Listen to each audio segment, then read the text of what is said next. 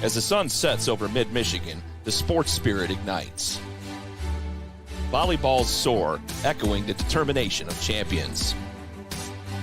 The gridiron roars to life as student-athletes clash in a dance of skill, strength, and strategy.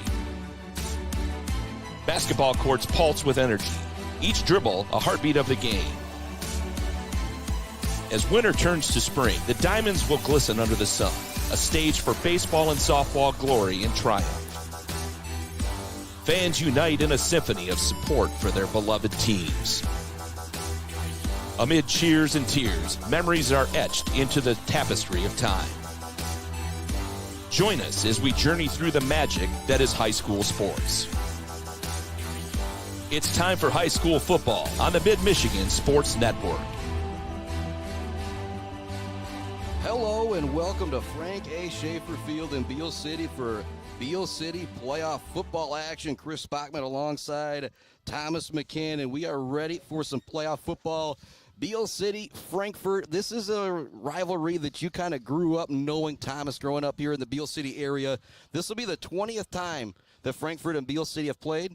Every matchup has been in the playoffs. Shout out to Jim Lottie for that article earlier. How crazy is that when I just put out those numbers? Yeah, I seen that article earlier this week, and I just remember that rivalry just goes back so far, and it's basically it's a far game away, but it's two teams going at it that definitely have some bad blood going against each other, and they just want to battle and come out on top each meeting.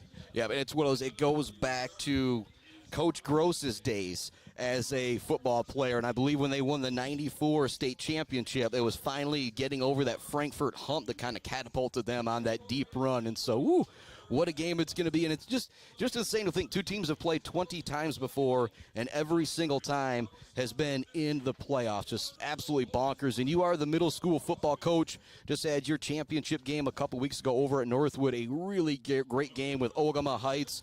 You guys bested them. It was 18-16, I believe the final ended up being. Yep, 18-16. Just an absolute battle. And that's something we'll kind of talk about as the night goes on. We were hoping to catch up with Grady Gatrill and Cam Gross, but I think there's too many people here messing with my cell phone connection, so we'll have that podcast for you next week, catching up with the Beal City middle school football champions. But when we come into this game tonight, that's the thing about Beal City in the playoffs. I start to look at some of these numbers for some of the running backs, and none of them are daunting.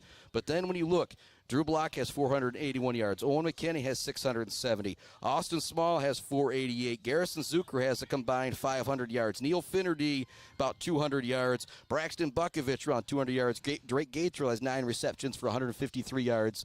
They balance it out all year long for this purpose. You come into the playoffs and you don't know who to stop.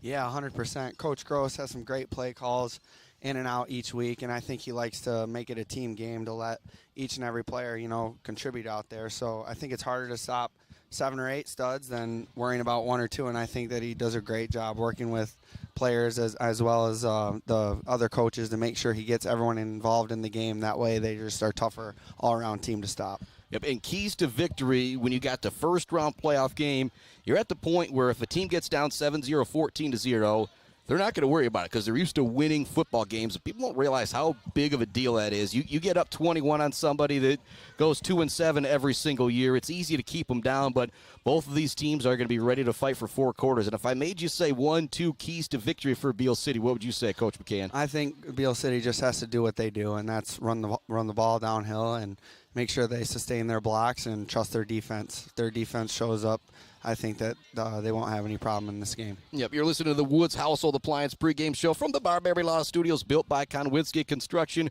We're going to take a break here. When we come back, we're going to talk about that starting lineup for Beal City offensively and defensively, and some of these sophomores that have really started to step up. We're going to take a break. We'll be back with more Woods Household Appliance pregame show here on the Mid-Michigan Sports Network. Hey, Rowan, want to toss the ball around? No, thanks. A quick game of chess? Maybe later. Want me to teach you to ride a bike? Papa, we did all that when I was little.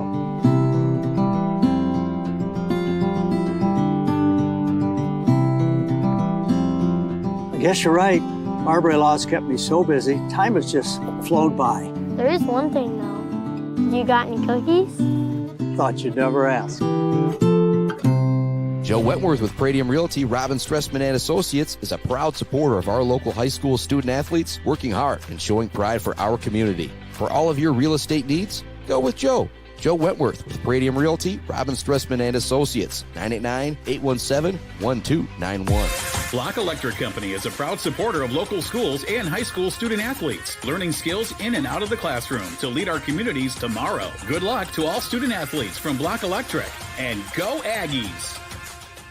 Jenna Gates. And Kyle Gates here. We are the 5th generation with Gates Drilling and Service. We've been serving our friends and neighbors in Michigan since 1893. We have the latest and greatest well drilling technology, allowing us to put in wells where others can't. Lake lots and tight spaces are no problem. From our family to yours, thank you, and call at 989-772-7841 for all your well drilling and service needs. Gates Drilling and Service, where Gates goes, water flows. Central Michigan Sand and Gravel, just like our student athletes, they bring it. If you need sand or gravel, they bring it to you with fast service and a great price. For all of your sand and gravel needs, call Central Michigan Sand and Gravel today at 989-382-7089. Central Michigan Sand and Gravel, a proud supporter of our student athletes competing for their schools. The Diner, where homemade favorites come to life every day for breakfast and lunch. From fluffy pancakes to savory sandwiches, The Diner has your cravings covered. Discover the perfect blend of comfort food and camaraderie at The Diner. Join them every Friday night till 7 for their famous fish fry. The Diner on North Mission, Mount Pleasant.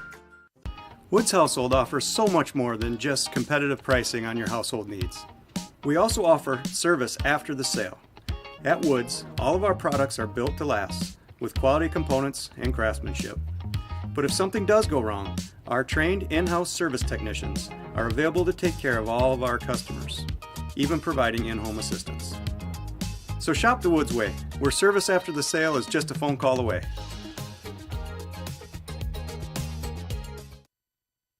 Welcome back to it here on the Mid-Michigan Sports Network and our Woods Household Appliance pregame show. Chris Bachman, Thomas McCann, counting it down for you before the national anthem here in just a couple minutes. Again, audio-only coverage here tonight. Now that we're in the MHSAA playoffs, that's why you see that scoreboard nice and big. You'll be able to see it all game long so you can keep up with everything happening. But, Thomas, let's talk about some of these underclassmen. I talked with Ole McKinney, Drew Block yesterday, talked about some of that great senior class. But the sophomores, it's just ridiculous, again, when you think about Eric Elias, Kyler Smith, Aaron Locke. They just have a plethora of guys, once again, Wyatt Wilson, then throw in the freshman Braxton Bukovich. There's just so many studs that are sophomores once again for this team. They just got a bright future ahead. It seems crazy to say that they got a chance to go far this year, and then you think next year, well, they could be really darn good again. Yeah, 100%. That sophomore class, it'd be 2 years ago. We had them as 8th graders, and then we had Braxton as a 7th grader. That was just a really, really talented team, you know. You have Drew Gross, Eric Elias, like you said. Yeah, you can't leave Drew out. Well, they said he hasn't played all year. It's funny I don't mention him because he's going to be back tonight, and he's wearing number 51, and so he'll be on the line. Having him play guard for you, he is just going to be an absolute animal, and that's what he did last year and excelled at last year as a freshman, and so he's getting back into the fold of things, something he's already very familiar with from last year. Right, 100%. I think it's going to be a coming out party for him tonight, knowing Drew. He's a hard-working kid, and he just loves the game. He has a nose for the football. I think he's very, very excited to be back out here tonight to compete with his coach as his dad and his teammates, and I'm very, very excited to watch Drew Gross tonight and the rest of those sophomores that have definitely helped him out all year long. Yeah, and what's cool about you having you on the broadcast once again is you have seen all of these guys play. You have coached every single one of them, whether they're seniors, whether they're freshmen, because there's going to be a bunch of freshmen up as well, too, because you get to expand that roster now here in the playoffs. And so some great opportunities for kids coming up, getting a little bit of experience as well. And it's going to wrap things up for our Woods Household Appliance pregame show as we're set for the national anthem. When we come back, the opening kick, Beal City, Frankfort, right here on the Mid-Michigan Sports Network. Bill's Custom Fab can handle any job you need, from large-scale steel building projects to fixing your favorite stainless serving pan. Bill's Custom Fab can weld and fabricate anything. Call today at 989-772-5817 or stop by on Gover Parkway in Mount Pleasant. Good luck to all of our local athletes from Bill's Custom Fab. For grown and mid-Michigan moms, visit Bryant Family Farms in Shepherd. Moms love mums, so show your mom some love with Bryant Family Farms. Bryant Family Farms also offers maple syrup, pumpkins, beef, goats, and fresh-cut flowers. With you pick, bouquet arrangements, and subscription flowers. Show your mom some love this fall with Bryant Family Farms, 3.5 miles south of the casino on South Leeton Road. Visit BryantFF.com or call 989-304-1201. The Bird in downtown Mount Pleasant, open every day but Sunday for lunch and dinner. Delicious pizza, the world-famous Bird Burger, handcrafted, fresh-baked subs, many apps, and much more. There's something for everyone at The Bird in downtown Mount Pleasant, where friends gather like family. The Bird, supporting high school sports in mid-Michigan for nearly 100 years. All Seasons Fireworks is a big fan of all the athletes, coaches, officials, and volunteers who make high school sports happen. To make your next event bigger and brighter, stop by All Seasons Fireworks on M20 in Mount Pleasant. Graduations, birthdays, weddings, or a big win become more memorable underneath a night sky lit up by the magic of fireworks. All Seasons Fireworks on M20 in Mount Pleasant. Elevate your banking experience. Isabella Bank is your local banking partner. We understand the importance of personalized service, providing solutions that fit your unique needs. When you bank with us, together we can drive positive change and build stronger communities. Experience banking redefined. Make the switch today and experience banking that goes beyond. Isabella Bank. Local. Growing. Staying. Member FDIC Equal Housing Lender. When your team or business needs to look good, don't get left hanging. Call or stop by Hanging by a Thread in Wademan, the official embroiders for the Mid-Michigan Sports Network. Hanging by a Thread, proud supporter of local schools. Bryce Updegraff with Pradium Realty, Robin Stressman and Associates thanks the coaches and officials who put in the time to help student athletes achieve their dreams and goals. For all of your real estate needs, the Bryce is right with Bryce Updegraff. With Pradium Realty, Robin Stressman and Associates, 989-620-6595. Welcome back to the Mid-Michigan Sports Network. Here we go. Beal City, Frankfort. Chris Spockman, Thomas McCann with you. And I'll continue to refer to Thomas as the middle school football coach because he has seen all of these young men play. He has coached all of them. Does it feel like forever ago when you were coaching these seniors, Owen McKinney and Drew Block? It really doesn't. I was talking to some of the assistant coaches the other day, like Coach Sam and Seth, and I was like, guys, those guys are seniors. Like, they're in playoffs now. Like, everything we worked for and taught them, it all boils down to this. Like, it's pretty crazy how quick it went, honestly. Yeah, and so cool to be able to catch up with the two of those guys in the latest Let's Talk Football playoff podcast. Make sure you check. Well, just if you want to check that out now, you can put me on mute and, go check it out. But make sure you check that out. Follow the SoundCloud page where we got all the podcasts and MidMichiganSportsNetwork.com where you can find anything. And here we go. Frankfort set to kick off. Back deep to receive for Beal City is the aforementioned Drew Block and Owen McKinney. On the year, they have both been absolutely fantastic. McKinney, 670 yards on the ground, 481 on the ground for Drew Block. And it will be Drew Block fielding this one at the 15-yard line, running here to the near side, looking for some room. He's got the outside edge and a nice block downfield from Wyatt Wilson. And he's already across the 50-yard line. A great return from Drew Block. And just the start you wanted here for Beal City. When you get into these playoff games, compare it to your championship game the other day, you want to start fast. There's nothing like a return. Yeah, that was a great return by Drew Block there. I seen a nice block by Owen McKinney leading the way and being that leader. A huge return and flipped the field right away for the Beal City Aggies. And so they got it at the Panther 43-yard line to start things out. And if you're Frankfort, you come into this game, this is the same team you played last year, and you got kind of boat raced. I believe it was 49 or 42-7 was the final score in this same playoff game. It's a much different Beal City team, but if you're Frankfort, you got to stay in this game for a while to get some confidence. Pitch to Drew Block, looking for that outside edge. Gets a great block from Austin Small, and Drew Block is gone on the very first play of the game. He takes it 43 yards for the touchdown, and essentially about 85 yards in 2 plays for Drew Block, and Beal City is already on the board just like that, the first play of the game. Are you surprised, Coach? Not one bit. I knew Coach Gross would have these guys ready for playoff football like he does every year. They had a great pitch out right there on that play. The guard pulled and had a great block upfield, and Drew made a one-cut once he makes that cut, you're not going to catch him. Yeah, and Austin Small, he can not only run the ball, he can block downfield as well. A big block to kind of spring that one for big time yardage there. It's already 6-0 Beal City. We are just 19 seconds into the ball game against Chris Spotman, Thomas Buchanan. Audio-only coverage now that we're in the MHSAA playoffs. Not a great snap, but the hold got down, and you really see the skill of Kyle Martin, or hear the skill, I'll say, as he kicks it up and good. And that touchdown was so fast, I don't even think we're going to send it to a commercial break, Thomas. We're going to keep it right here and talk a little bit more about this team. Braxton Bukovich, freshman up on varsity that starts on defense. Not something you say a whole lot. You've got to be big, you've got to be physical, but you've also got to be really smart to do that as well, don't you? Yeah, 100%. Braxton's a great kid. He's very coachable. He wants the ball more than anybody, and he wants to make every single tackle.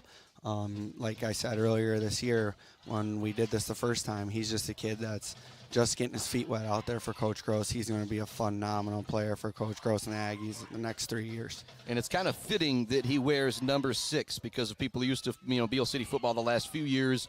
Jamison Latham wore number 6, and they just have similar builds. Like, you look out there and you think, well, Latham, I'll make the college joke. Latham got a fifth-year red shirt, and he's out there, still playing some high school football. That's almost what it looks like. And then both have the sprinter background as well, too. Yeah, both are very fast, very elusive backs, and playmakers as good as you want them. I mean, they ball out every single game, and they want to be that leader, and I think that's the tradition, is both of them wearing number 6. I think that he knew that he had some big shoes to fill, and I think, knowing Braxton, that's the challenge he likes, and I think that he's going to do it.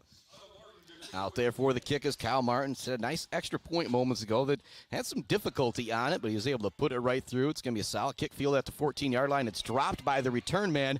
Now looking for some room here at the near side, and there's a host of Aggies to bring him down just inside, in between the 25 and the 20, I will say. And so it's going to be first down and 10 at the 22 it is for Frankfort. And so a little fumble there on the kickoff, but you might expect that, some nerves out there. But we're going to see this Frankfort Panther offense for the first time. And they'll run a host of deals. They'll spread it out. They'll line up tight. They'll put a couple wingbacks out there. We could also see them in the T as well. But it looks like they're going to be in the shotgun to start things out. All looking at the wristbands for the play right now. Quarterback is going to hand it off to the running back, trying to find some room here at the near side. Austin Small with a great job bringing him down. Also coming in to help on the tackle was Aaron Locke. And we've already got a touchdown pass in Ithaca as they take on Saranac. The Yellow Jackets already up 7-0 on a 40-yard shuttle pass from Jackson Kahn to Nate Meixel. So 7-0 Ithaca. And again, we'll update you on all those games going on. Ithaca playing Saranac, Clare playing Ogama Heights. Sacred Heart plays tomorrow. We'll have that action for you. Mount Pleasant hosting Cadillac. Run all the way for the quarterback, this time to the far side of the field, looking for some running room. He's turned inside and nowhere for the ball carrier, Jaden Carver, to go.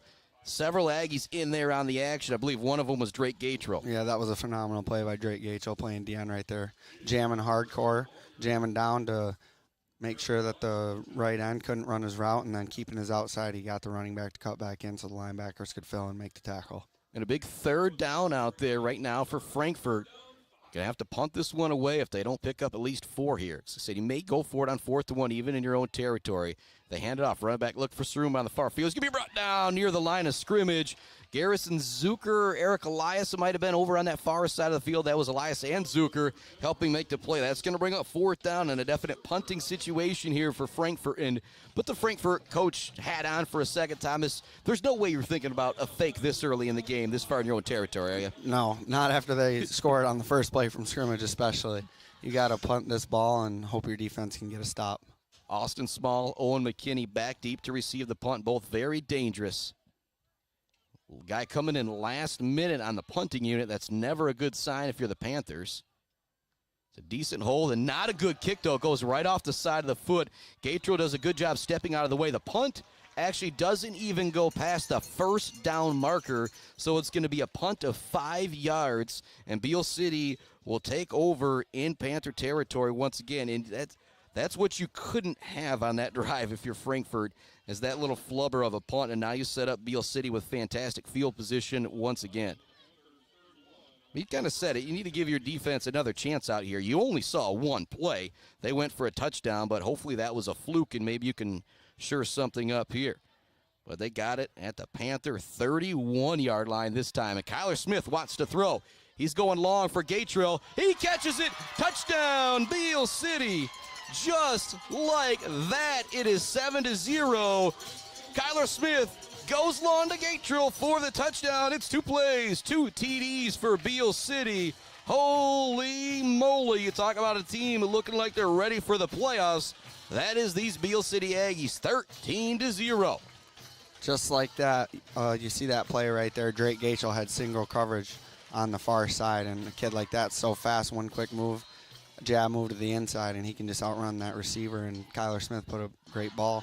Yeah, you can't guard him one-on-one in basketball, let alone one-on-one in football. Great play there from Beal City. The extra point is a line drive, but it is through 14-0. The Aggies in control already. We're going to take a break here on the Mid-Michigan Sports Network. Back with more action right after this. Jenna Gates. And Kyle Gates here. We are the 5th generation with Gates Drilling and Service. We've been serving our friends and neighbors in Michigan since 1893. We have the latest and greatest well drilling technology, allowing us to put in wells where others can't. Lake lots and tight spaces are no problem. From our family to yours, thank you, and call at 989-772-7841 for all your well drilling and service needs. Gates Drilling and Service, where Gates goes, water flows. J&J Auto in Wademan is Mid-Michigan's elite automotive repair shop. J&J Auto offers complete collision repair and mechanical repair. Stop by on Wademan Road or call them today at 989-644-8908. J&J Auto, proud supporters of high school student athletes.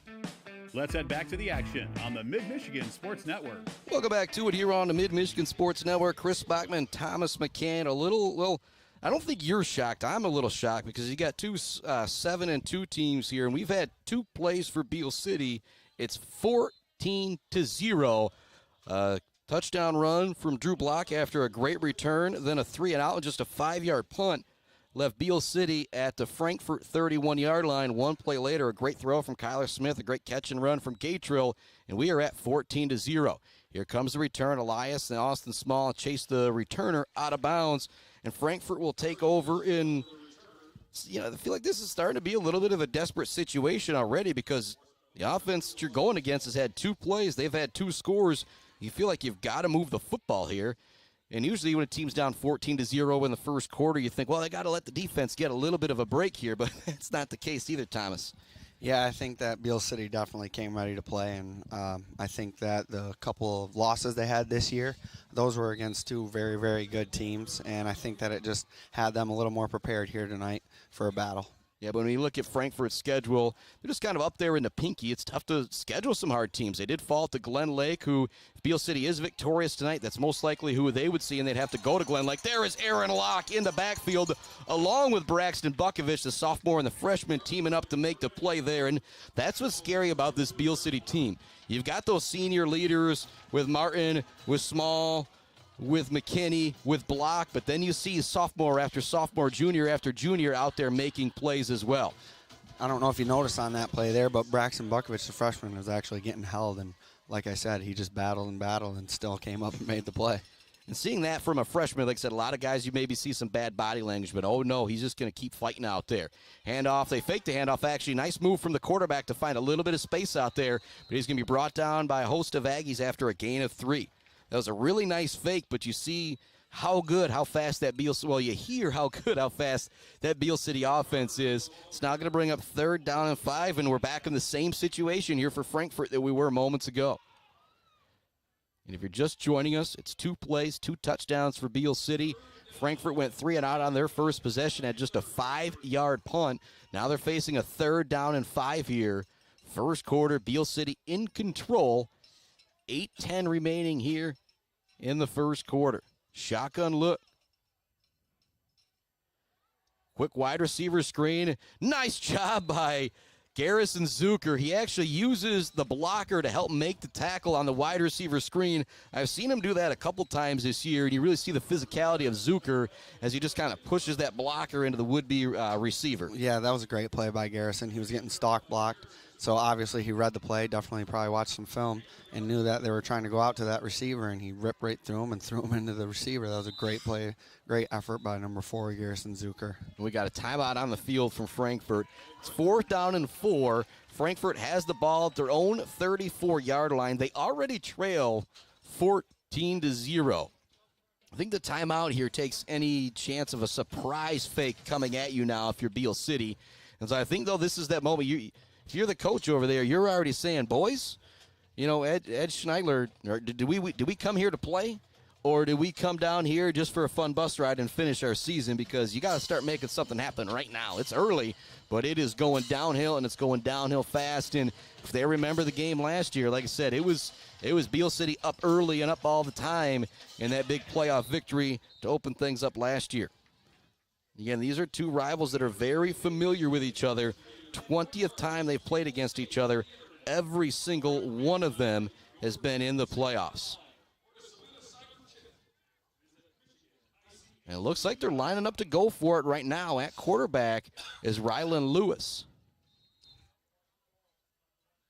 And Beal's ready defensively as well. Here we go. Big 4th down play early in this game as Frankfort is going to roll the dice. They're going to fake the handoff. Now looking to throw. It's going to be incomplete. Aaron Locke providing pressure in the backfield. There was essentially double coverage on the wide receiver with Drake Gatrill and Braxton Bukovich. It is going to be a 4 and out, and Beal City has got fantastic field position again here. And what did you see on that play, Coach McCann? I think that he got jammed again. That DN jammed him, and they tried to run a tight end delay there just to sneak past the first down marker, and Beal City was disciplined. They jammed that end, and the linebackers had the flats and covered it well and got a big stop on 4th down early in the game. Now they have great field position, and we all know that Coach Gross's offense is going to be ready to play.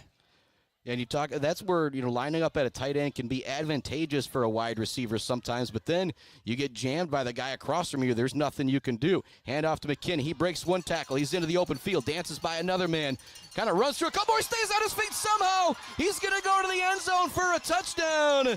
Woo, boy. 3 plays, 3 TDs. Beal City with the lead, and I do see my main man Adam Gursky with the camera down there in the corner, and so we'll have some great video of that one. But it is 3 plays, 3 touchdowns, 1 from 43, 1 from 31, this one from 34, and it's Mr. McKinney doing the work that time, and wow is all I can say right now, Thomas. Jet sweep to the outside there. They had some nice blocks, and Owen made a guy or two miss, and had one guy had him wrapped up, and he too strong and spun off of it and turned on the Jets. Out there for the extra point again is Kyle Martin. Kyler Smith with the hold, and Smith's going to have to pick it up and try and throw this one. He's going to be drugged down, and so that'll be no good, but it is 20-0 Beal City with the lead. And when I go back, I think to myself, I've seen a lot of dominant football, whether it's Clare, whether it's Beal City, whether it's been Mount Pleasant or Sacred Heart, or even Ithaca this year. I've seen a lot of really good teams take advantage of playing some teams that maybe necessarily weren't up for the challenge. I don't think, Coach McCann, that I've ever seen 3 plays, 3 touchdowns. Have you?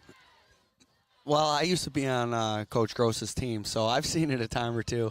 But like you said, you don't really get it very often. It's just Beal City's ready to play, and they're punched them in the mouth, and they got their foot on the gas, and they're not going to stop.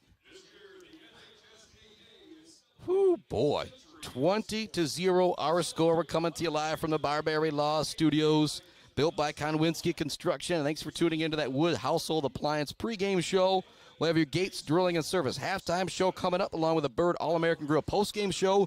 The Bird Auction is coming up this Sunday. I saw some really cool items up for bid, even a nice Lawrence Taylor autographed jersey on a nice little deal. And so if you don't got anything going on, Thomas, Sunday, you can go to the Bird.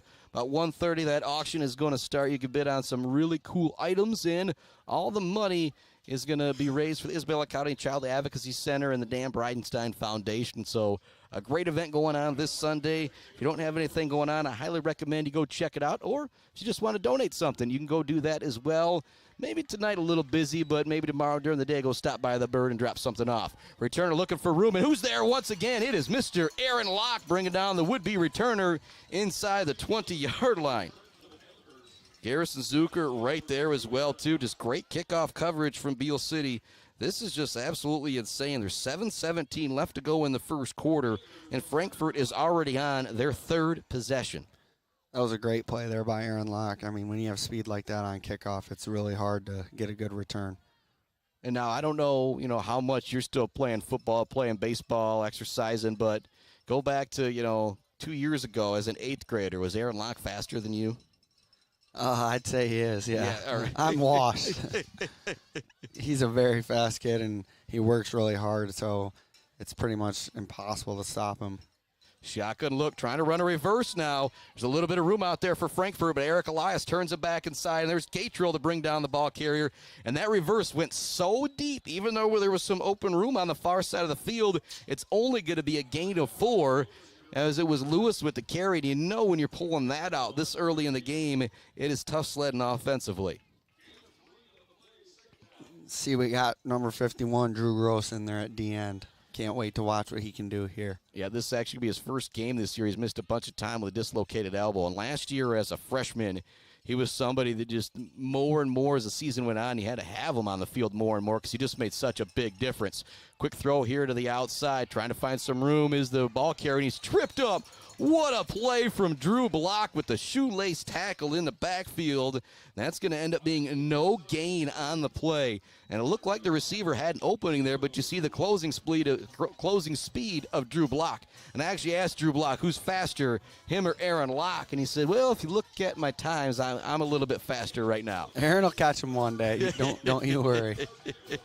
3rd down and 5. Our score is 20-0 Beal City. We are just halfway through this first quarter. Panthers looking to the sideline for the play once again. 3 wide receivers, big tight end out there. Eli Leiter, I'm surprised they haven't gone to him yet. And actually, as I say that, they hand it off to him, and the big man runs for 1st down yards. Oh, a big hit out there from Drew Block as we talk about the J&J Auto Collision Report. But that's a 1st down carry for Frankfort, and that's a guy, you look out, you see Leotard out there, you realize that man's got some size. You need to get him the football when you can. Yeah, that was a great play. Great play design by the coach. They had that kid lined up at tight end, and they pulled him in motion late and gave him a little pitch pass. And if you're Frankfort now, you take a little bit of a deep breath here. Let's try and settle down and keep moving the football. 5:25 left to go in the first quarter. Beal City already with 3 touchdowns on the board in just 3 offensive plays. Frankfort sent a man in motion, another pop pass. He's turned back inside by Bukovic. And a great tackle on the far side of the field, bringing down the ball carrier. That was Eric Elias once again with another great play. Man. Again, Beal City's flying to the football for sure on defense. Running downhill, it's great to see the energy and great to see that they're really wanting it. And Elias was another guy who was banged up a little bit at the beginning of the season. I believe I remember him missing a game or two, and the more you see him out there, the more you see how effective he is going to be going forward. Again, he's another one of those great sophomores. Shotgun look for the Panthers. Handed off the deep back, looking for some room and nowhere to go. Gatrill in on the play. Also bringing down the ball carrier back there was big Nick Irvin. And so it's going to bring up 3rd down and 9. And so, again, if you're Frankfort, you maybe took that deep breath. You finally got a 1st down, but now here you are, 3rd and 9. You're still not across midfield. Gross out there defensively, also on the line. Hunter McDonald, Irvin remaining out there. And a whole host of linebackers getting ready to bear down on the quarterback or to drop back in coverage here on this 3rd down and 9 play with 4 minutes remaining here in the first quarter. Not a good handoff. The ball's on the ground. In the backfield immediately is Mr. Drew Gross. Wyatt Wilson also brings him down as well, but it's great to call that name out there on the football field as 51 gets back there to make the play, and that's going to bring up 4th down and 15. An obvious punting situation here for Frankfort. We saw them go for it the last time they had the football, but that was on a 4th and 4 or so. This one, 4th and long. They're definitely going to have to punt it again. Very dangerous back there is Owen McKinney and Austin Small. And it's just crazy to think. We've had 3 plays and 3 touchdowns. Beal's getting the ball back. They're up 20-0, and they've only ran 3 plays. little swinging gate action right now from Frankfort, maybe trying to catch some stuff off sides, and a great job by Owen McKinney. He read it all the way. Now there's nowhere for him to go. They throw in a big hit as we talk about the J&J Auto Collision Report. Drew Block absolutely levels the wide receiver, but up much tougher than I am is Owen Mills, and you see some great sportsmanship out there, but they go for it on 4th down, and it's another 4 and out. And for people who can't, obviously we got the audio-only coverage. When they saw that motion, oh, my goodness, Owen McKinney, he saw it. He pointed to Drew Block and said, you've got the kick, and I'm coming up here to play defense. And that really changed things because then the punter/quarterback couldn't go to the far side of the field. He had to turn it back in and go to the receiver he didn't want to go to, and Block was out there for coverage to knock it away. 1st down and 10, Beal City. They've got great field position once again at the Panther 38-yard line. 3:11 left to go, 1st quarter. Holy moly, what a start for Beal City. They've had 3 plays, 3 touchdowns. Frankfort has had 3 drives. There's been 1 3-and-out and 2 4-and-out. Well, not necessarily a 4-and-out this last time, as they did pick up 1 first down. Hand off to McKinney on the misdirection. He's going to pick up 4 or 5. And there's the difference you see from the lines right now. When the linebackers are making the play for Beal City, they're tackling the guys right at the line of scrimmage. That time it didn't really look like McKinney had any room, but he still picked up 3 or 4 yards there. That's just tough running by number 1, Owen McKinney. Well, it's also a good push from up front as well, too, I feel like. Yep, line fired off the ball, created a little hole, and, hey, 3-4 yards, nothing wrong with it. And again, you look out there at that defensive line for Frankfort. They've got some great size out there with the aforementioned Leotard, and also out there is Sean Parker. And so, big test here for Beal City up front. Kyle Martin, single coverage to the far side. Looks like possibly the same for Aaron Locke as well. The deep back right now is Drew Block. They send Austin Small in motion. They hand it off to Drew Block. He fights for extra yardage. He's going to get down to the 35-yard line. That'll bring up 3rd down, and, well, a tough sledding drive here for Beal City now as they've got their 3rd play coming up, and their first 3 drives only took 1 play. It'll be under 2 minutes remaining here when Beal City snaps it onto this 3rd down. Single coverage up top, last play on that with Aaron Locke. He's one of the fastest kids out there. I'd go back to that formation and let the kid make a play. And I also feel like you got Kyle Martin on that far side, too. He has got some size and some strength to kind of really go up and get a ball as well.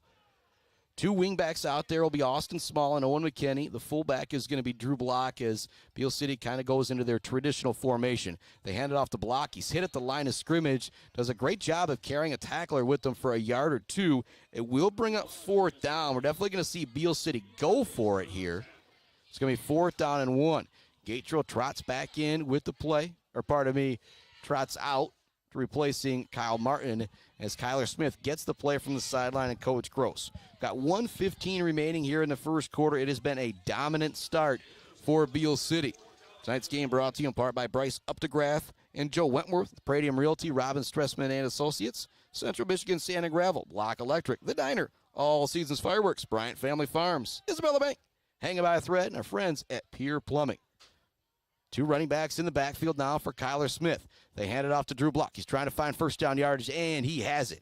Great job by Drew Block right there. Not trying to, if he maybe tried to bounce it to the outside, he could have taken that one to the house, but instead he realized, you know what, we just need the 1st down yardage here. Let's pick it up and let's make it happen. Very patient running there by Drew Block. He definitely waited to let his blocks develop and, not get too greedy and just get the 1st down. Yeah, but like I said, he goes east-west instead of north-south there. That's where maybe Frankfort could have gotten that stop. And on the 4th down play, it doesn't matter if you get 15. You just need to get that 2 to get that 1st down. Single coverage to the far side of the field again for Aaron Locke. We talked about that moments ago, or I guess Coach McCann mentioned that. Man in motion is McKinney. He gets the handoff. Bounces off a couple tackles. The ball is loose, and it's recovered by Frankfort. Collision report out there brought to you by J&J Auto. Knocked that one loose. It's Leotard coming up with the football, and it's a big hit when McKinney's going to lose it, and that was just a helmet on the football. So the fumble recovered by Frankfort. Maybe some life right here for the Panthers. What'd you see on that play there, Coach? That was a great run by Owen. He cut back, and the defender put the helmet on the ball, and it just knocked it loose. And so you make a perfect big hit for Frankfurt there. That was a big-time play. Yeah, you make a big hit like that, and sometimes the ball's just going to come loose. And again, Leotard recovered it. I don't know if he got the hit as well. But again, Frankfurt 7-2. They just got off to a rough start here. See if they can get back into the game now after the turnover. Shotgun look. They're really trying to spread it out. Ball is loose. Picking it up as Gatrell. Oh, it's still loose. Diving for it is Beal City. We'll see if the Aggies come up with a football. Coming up out of the pile with the football. Waiting to see who that is. Hunter McDonald. That is Mr. Hunter McDonald picking up the fumble there. And so one play, and it's a fumble, giving it right back to Beal City. Almost like McKinney picked up the first down, and we're just right back to where we were. McDonald with the big recovery there, and that was just some miscommunication in the backfield for Frankfort as that one popped loose. And so Frankfort thought you had the opportunity there. Well, now it goes right back to Beal City at the Panther 12-yard line. And the field position they've had here in this first quarter, absolutely insane. Man in motion is small. They fake it to him. Kyler Smith gets away from one man. Now he looks to keep his eyes downfield. Great job. Looks to the end zone. It's caught by Drew Block. What a play from the quarterback, Kyler Smith, to keep his eyes downfield. Looked like he was going to pull it down and run it. Then when he got away from the initial rush, he started looking back downfield. And at that point, the Frankfort coverage had kind of started going towards the line of scrimmage. And he found Drew Block in the back of the end zone. And it's just one-play drives. Beal City just needs one-play drives today. That's 4 drives, 1 play, all of them going for a touchdown. Their other drive went 5 plays, came up with a fumble. But, boy, Beal City is absolutely rolling right now. It is 26-0.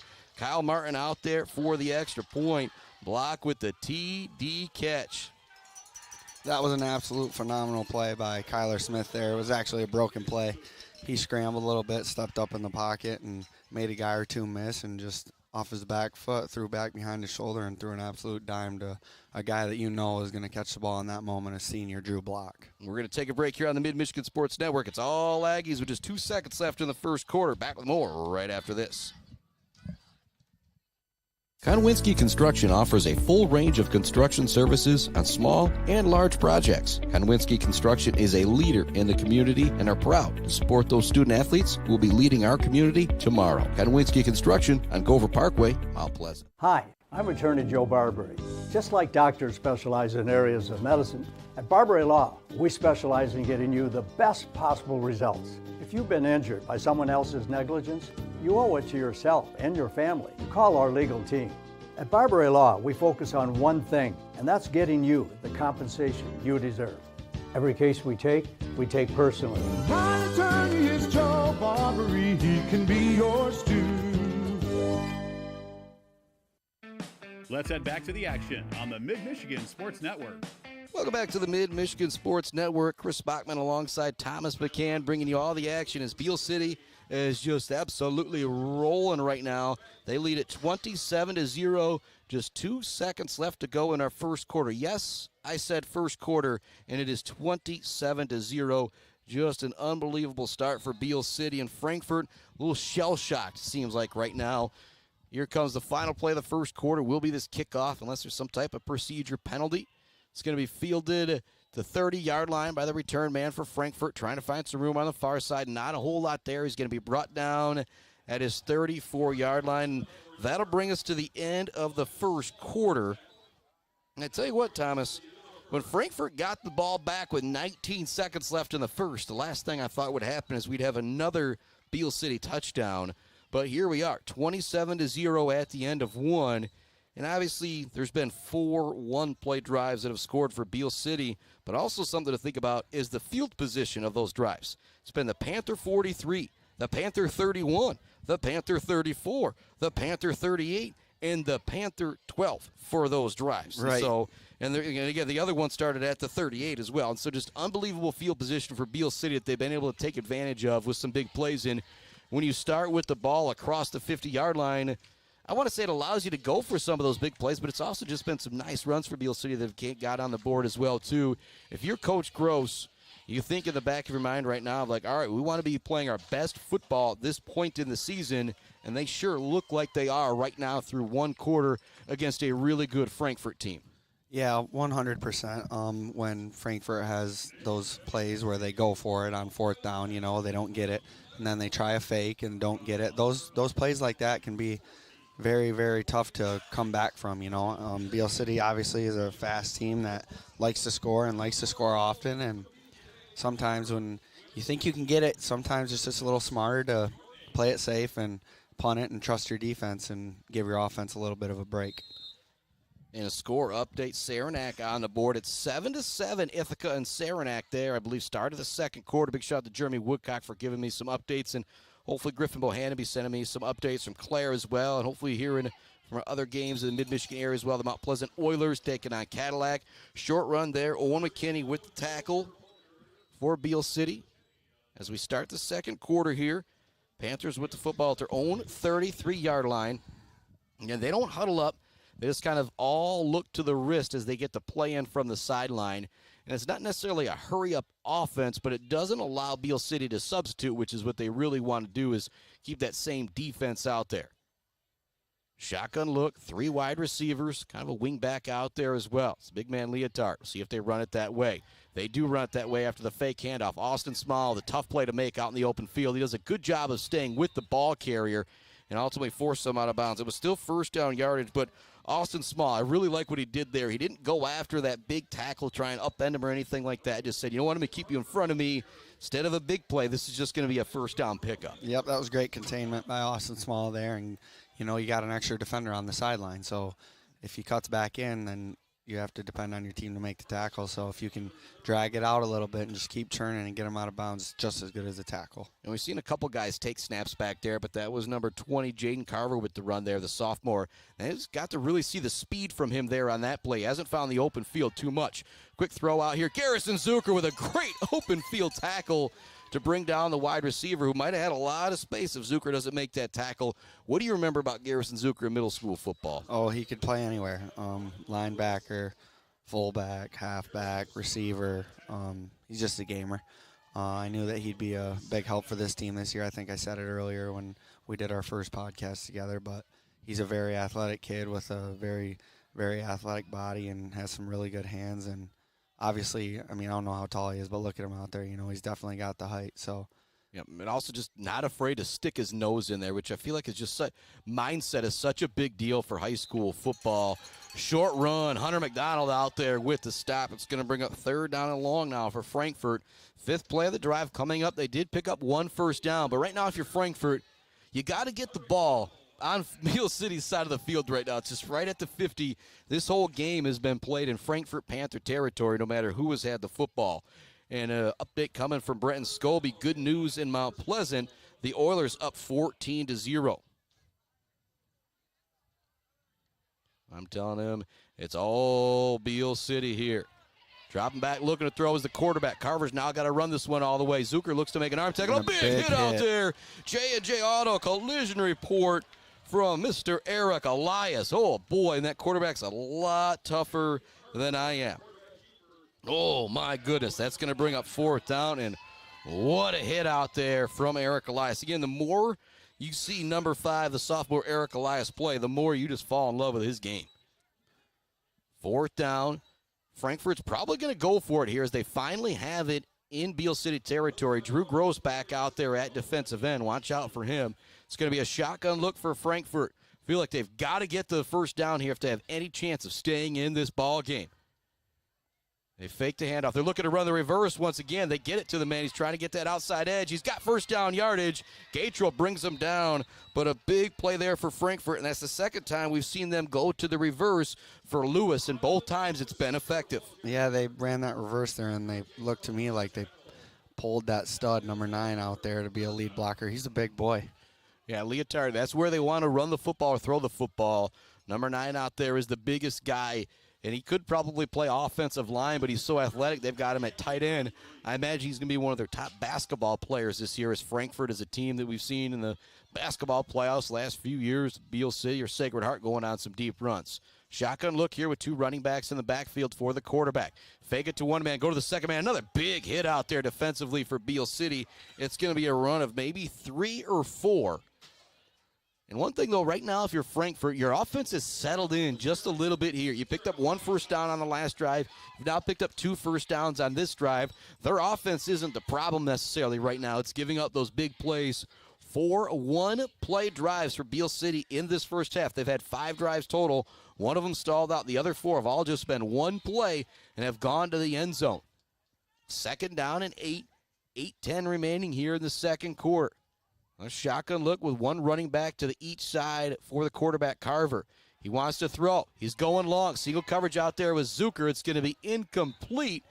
What a great catch. And actually, he did catch it. Holy moly, he comes back to make the catch. What a play out there from Tristan Griffin.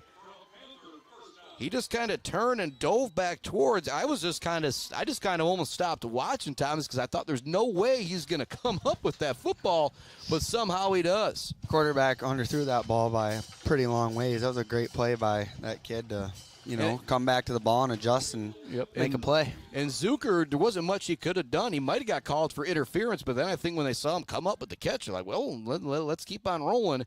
Big opportunity here for the Panthers to get on the board. They trail 27-0. They hand it off to Leotard. He's trying to find some running room. Runs through a couple tacklers. He's going to be brought down at the 5-yard line. Again, you see the power from that big guy out there run the football. I'm surprised we haven't seen him carry it a few more times from that tight end position. Now 2nd and goal from the 5 for Frankfort. They like to pull him in motion there and sneak him up the middle there because he's such a big guy. It's a little tight end delay off tackle there. Shotgun look for Carver once again. Lined up next to him in the backfield is Owen Mills. Still got Leotard out there at that wingback tight end position. If he goes in motion, they could definitely handle the football. Now it looks like they want to run it his way. They fake the pop pass. Now the ball carrier is going to be brought down in the backfield. Drew Gross in on the play. Wilson also out there. Irvin, several guys cleaning that one up. We have the 10th play of the drive coming up. 3rd down and goal from the 5-yard line.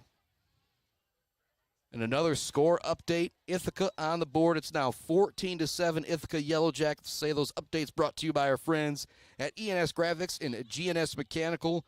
Also big shout out to Weber Brothers Sawmill, Mumford Oil and Gas Supply, our friends at Mount Pleasant Heating and AC. We've talked about the J&J Auto Collision Report, and our Barbera Law Studios are built by our friends at Konwinski Construction. 5 wide here on 3rd down and goal. They throw it. It's knocked in the air. Who's making that play out there? 51, Drew Gross. He's having some fun his first full football game this year. Great play there by 51, Drew Gross. And last play, he had a great tackle. He's ready to go. He's fueled up, and he's out there making plays like we all knew he would. Yeah, but I was telling our camera guy who's down there on the field getting some great highlights for us, Adam Gursky, that he is just an animal out there. You're going to enjoy watching 51 play football. 4th down and goal. Big moment right here for Frankfort. If they get this, you feel like you're somewhat still in the game. Again, it's dire straits mode still because you're down 27-0. But if you get stopped right here, ooh boy, it is going to be a daunting task. You've got a timeout coming from Frankfort. A really good timeout from Coach Schindler on the far sideline. Yeah, he lined his team up and wanted to see what defense Beal City was in, and that way he could call a play that he feels would be best for their team to run to convert on 4th down here. All right, I want to see if you agree with me here. I'm going to put the Frankfort coach's cap on here. In this situation, I'm either getting the ball to Leotard or I'm having my quarterback, Jaden Carver, roll out, and he's going to have a chance to throw it. And I want number 9, Leotard, to be one of the receivers that he's got a chance to throw it to. Yeah, that's definitely something to think about. If I was putting on the thinking cap as the coach, I'd probably go on 2 here, run a hard count, try and get them to jump, trying to get Beal City to jump. That way you could get yourself into a 4th and manageable, 4th and 1, and give it up the middle to that big number 9, and then you can get 4 more downs. But we'll see what they do here.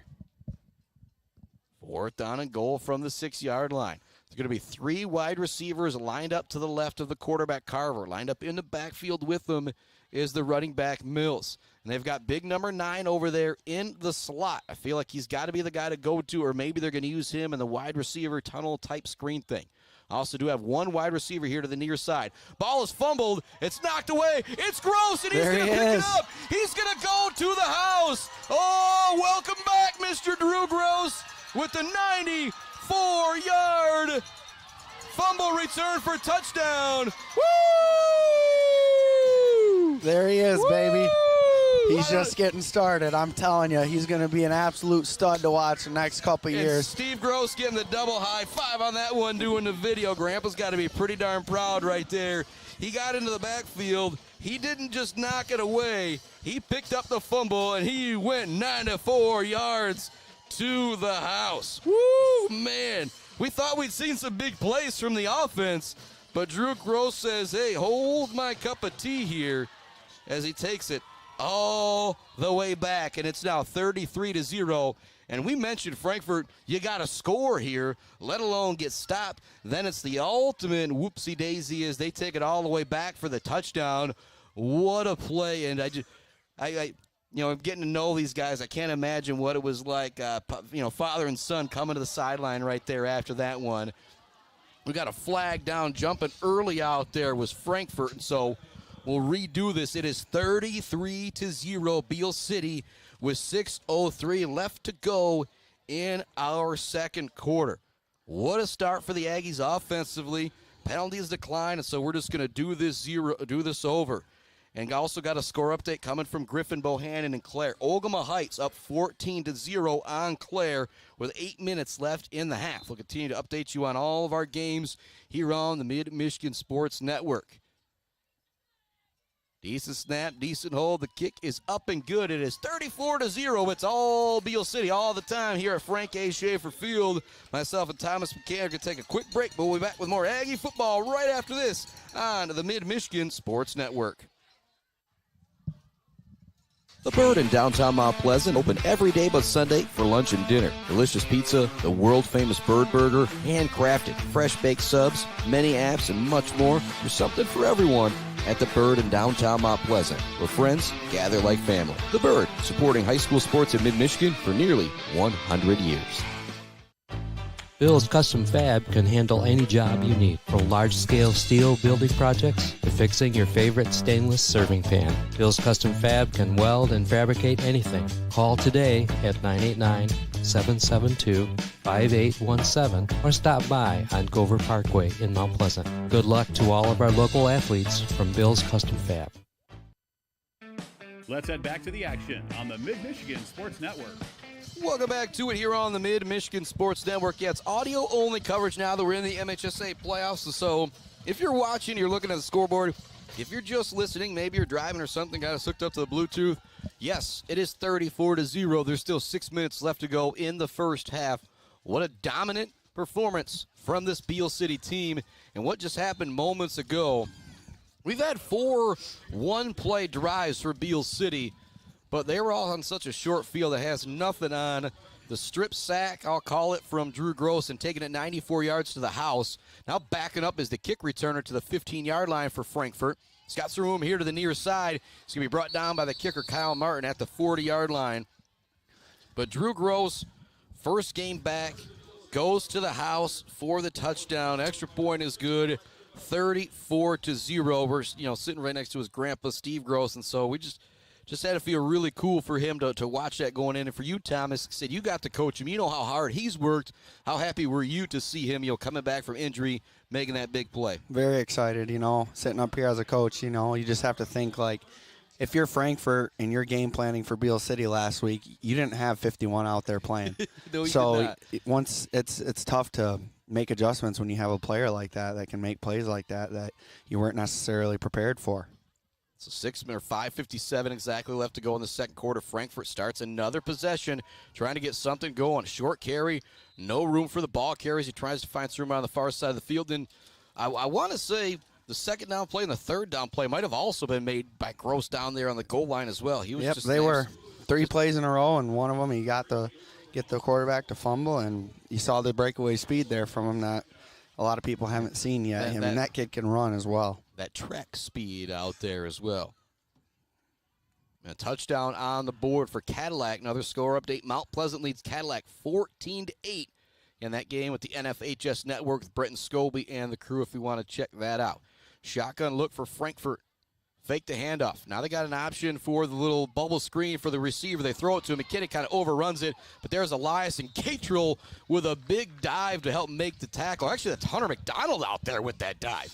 I was just going to say if it was Gatrell, I'd love to have that athletic ability, but Hunter McDonald might have another 20, 30 pounds on Gatrell and still able to get off the ground like that. 3rd down and 6.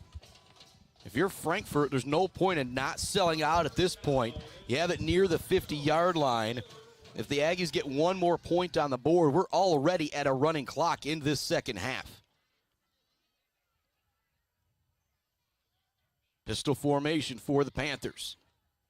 3 wide receivers, 1 tight end out there is Leotard. They're going to run it that way. Gatrill does a good job turning the backer inside, and then he just falls down on his own, trying to find his footing out there was Lewis. It's not going to happen. It's going to bring up 4th down and long here for Frankfort. And very disciplined defense by the Aggies there. You know, they're playing team defense. That DN, his job is to keep his outside and stick with him until he either goes to the sideline or gets him to cut back in, and then you have your linebackers there to fill, and that's exactly how they game plan it, and that's exactly what they're doing. It's very good execution and very, very coachable kids. It does look like Frankfort will go for it here. Like I said, kind of why not? You really want to get some points on the board here going into halftime. Shotgun look for Carver. Fakes the handoff. Now rolling to his right. He wants to throw. He's going long. Out there in coverage is McKinney, and McKinney breaks it up. A great job by Owen McKinney. He essentially waited till Tristan Griffin had a hold of it and then just kind of yanked him down by the arm. There's no way he was going to be alone on that football, but we do have a flag in the backfield, and it does look like the Frankfort Panther offense is staying out on the field. And with the way the quarterback was rolling out there, we maybe could have a late hit type thing going on here. We'll see what the call is. It does look like they're marking off yardage. I didn't see exactly what the penalty was here, but they are marking off 15. They're going to get Beal City for a late hit to the quarterback. And that's a tough one if you're Beal City because the quarterback was rolling out. But the penalty will give them a 1st down. When it would have been a turnover on downs, giving it back to Beal City. But if you're Frankfort, you know, the old Lloyd Christmas, as I say it for Dumb and Dumber all the time, you're telling me there's a chance. That they're just kind of hanging around in this game. They're 1 play away from thinking maybe they got a shot or 1 play from a running clock to start the second half. 3:36 left to go. 1st down and 10 for Frankfort. Just their 2nd or 3rd play inside Beal City territory in this first half. Option play to the far side. Lewis has got the edge. He's going to be pushed out of bounds. And it really seems like they either want Carver carrying the football or they're going to get it to Rylan Lewis, and they want to run it behind Leotard. Whatever side of the field he's on, you can almost count they're going to run it behind number 9. And it's not a bad option to have because he's such a great player. But when you're Beal City out there and you know that, it allows you to load that extra player to that side of the field. Frankfort taking their time, coming up with this next play here as the clock is stopped, as the ball carrier went out of bounds. It's 2nd down and 5. They've got it at the Beal City 33-yard line. Most the Panthers have threatened to score here in the first half. Lopsided score. The Aggies up 34-0. 3 wide receivers to the right. Carver dropping back, looking to throw. He's going to launch it downfield. He's got a man over the middle, but it's picked off by Garrison Zucker. Oh, man! Garrison Zucker goes up and absolutely mosses the wide receiver. What a play right there. Yeah, if you watch Sunday NFL Countdown in the morning, the old You Got Mossed, that one could make the highlights right there. We'll have to see how close Gursky got, and maybe we'll have to send that one into Sunday NFL Countdown. Might have to have one of these youngsters teach me how to do that. But that was worthy of being on a top 10 countdown right there, Coach McCann, wasn't it? That was an unbelievable play by Garrison there. I mean, that was actually a really good thrown ball by the quarterback, and the receiver just didn't have the size or the hands to go up and get it, and Garrison uses the size to advantage there. Hand off to Austin Small. He's got to turn it back inside, gets away from one tackler. It's going to be brought down now at the 24-yard line. 1 play, 1 first down. You get yourself out of the shadow of your own goalpost there if you're Beal City. So Beal City started with this one at their own 5-yard line, now got it all the way out to the 19. There's 3:09 left to go here in the second quarter. And Coach Gross has in his mind right now, hey, let's get a touchdown and get a running clock for the second half, correct? Yep, 100%. It's playoffs. It's go time. Pedal to the metal. Yep. Show up, get it done. I like that. Show up, get it done. You get that running clock. Second half, hey, Kyler, hey, a few of these guys sit back and relax a little bit. Still might see them out there for a drive or two, but you can just kind of, I don't even want to say take your foot off the gas because you can't do that in high school football ever, but you can just really kind of relax, take a deep breath, and kind of have anybody you need out there to go. Yep, get some guys in there that haven't necessarily been in there and get them a little experience. That way if somebody needs a breather on a play in a different game or somebody goes down, then they're experienced and ready to go. And a Brad Antcliffe update. Glen Lake is up 8-0 on Mansalona. If Glen Lake wins and Beal City hangs on to win here, they would be at Glen Lake next week. If Mansalona upsets Glen Lake, we would be back here at Beal City. I know Glen Lake beat Mansalona pretty good earlier this year, so Mansalona hanging around right now, 8-0 in the second quarter. If you are, not wanting to make that long drive, put on your Mansalona hat. But again, got a bunch of friends up there in the Glen Lake, Maple City, Traverse City area. Your boy would not mind at all making a trek up there.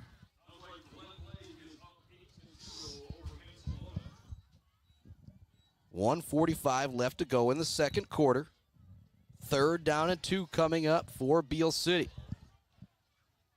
Deep back is going to be Drew Block. Kyler Smith's going to go under center. He's got one wide receiver to his near side. It's Aaron Locke. They send a man in motion. They pitch it to Drew Block. Couple guys chase him down the backfield. He's not going to be able to get it. A great defensive play that time. Actually, they're going to be really close. It will be first down yardage. That's that push again that I was talking about earlier. It didn't look like he was going to have first down yardage, but that initial push, it just, when Blocks seems like he's at the line of scrimmage, it's 2-3 yards down the field. 3rd down and 2, and Drew Block's getting the ball. Drew knows he needs to get 2 yards. He's going to get you 2 yards. Kyler Smith trots back in with the play. Again, 1st down and 10. Minute remaining here in the first half. Beal City doesn't seem like they're super worried about doing anything crazy here, and why not? You just are absolutely rolling. Shotgun look for Kyler Smith. He's got 3 wingbacks. They send McKinney in motion. He gets the handoff, trying to find some room on that far edge. He's going to be brought down. Might have been a horse collar tackle out there. Short gain for McKinney is going to bring up 2nd down, and still 3 timeouts for the Aggies. They will use one here. 38 seconds left to go. And with this big lead, 34-0, we talked about it. You want to get that touchdown before the half, Coach McCann. But are you drawing up anything special here, or is this just kind of, hey boys, continue to run the offense? If we go in 34-0, there ain't nothing wrong with that. Yeah, I think he's gonna call a timeout and draw up one of their good plays, something that they've worked on a lot that they know they can execute, and then probably tell them another play or two if their player stays in bounds, and that way they can get another play off. So I think that he's maybe drawing up 1 or 2, maybe 3 plays on this timeout here and telling them, hey, look, everybody block, and let's try and get our play off. And a shout out to Corey Clark sending me some updates as well.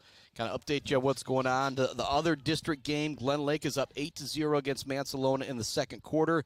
Then some of our other ultra-local games going on. Mount Pleasant Oilers up 21-8 over Cadillac. Last I knew, Ithaca up 14-7 and 14-0. Ogama Heights up on top of Clare. And so we'll continue to update you on all of those games. Hopefully things turn around a bit for that Clare team. Again, just played Ogama Heights a few weeks ago at home. Lost to them by a touchdown. Had a big battle last week versus Petoskey. Now they got to go to Ogama Heights. 14-0 there. Shot at Griffin Bohannon. Send me his updates. Shotgun look here for Beal City. 2nd down and 7. 40 seconds left in the first half. Smith you got to get away from one man. He throws it out. Zucker is wide open. A great play from Kyler Smith. He was under duress once again and kind of turned around, gave himself some space. And again, the sophomore picks his head back up and looks downfield. That's the type of thing you can't teach, can you? Kyler Smith, Smitty, slices and dices and makes a great play there for the Beal City Aggies. They had some pressure on him up front there and got to him in the backfield. He goes one way, he goes the other, and then you don't know where he is.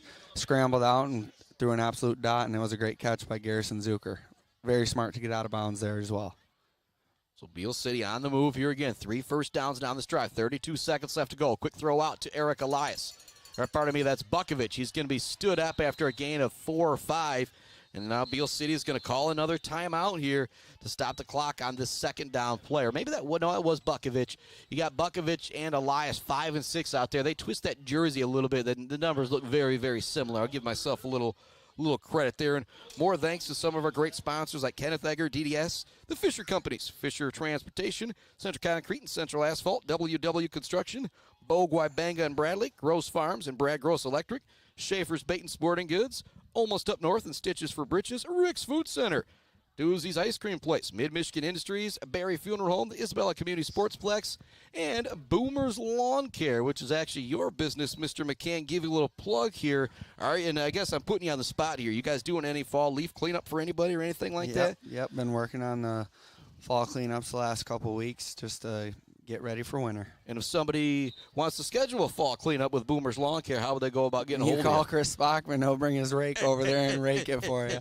No, but how would they, seriously though, how would they, give the phone number, go on Facebook, contact you there? Yep, you can just go to Facebook and search Boomer's Lawn Care and Landscaping, or text my work phone at 989-330-5483, and I'll send Chris over there to get your leaves picked up. Yeah, if you got me with a rake, it might not go so well, but I'm sure Thomas will clean it up after I get it started out there.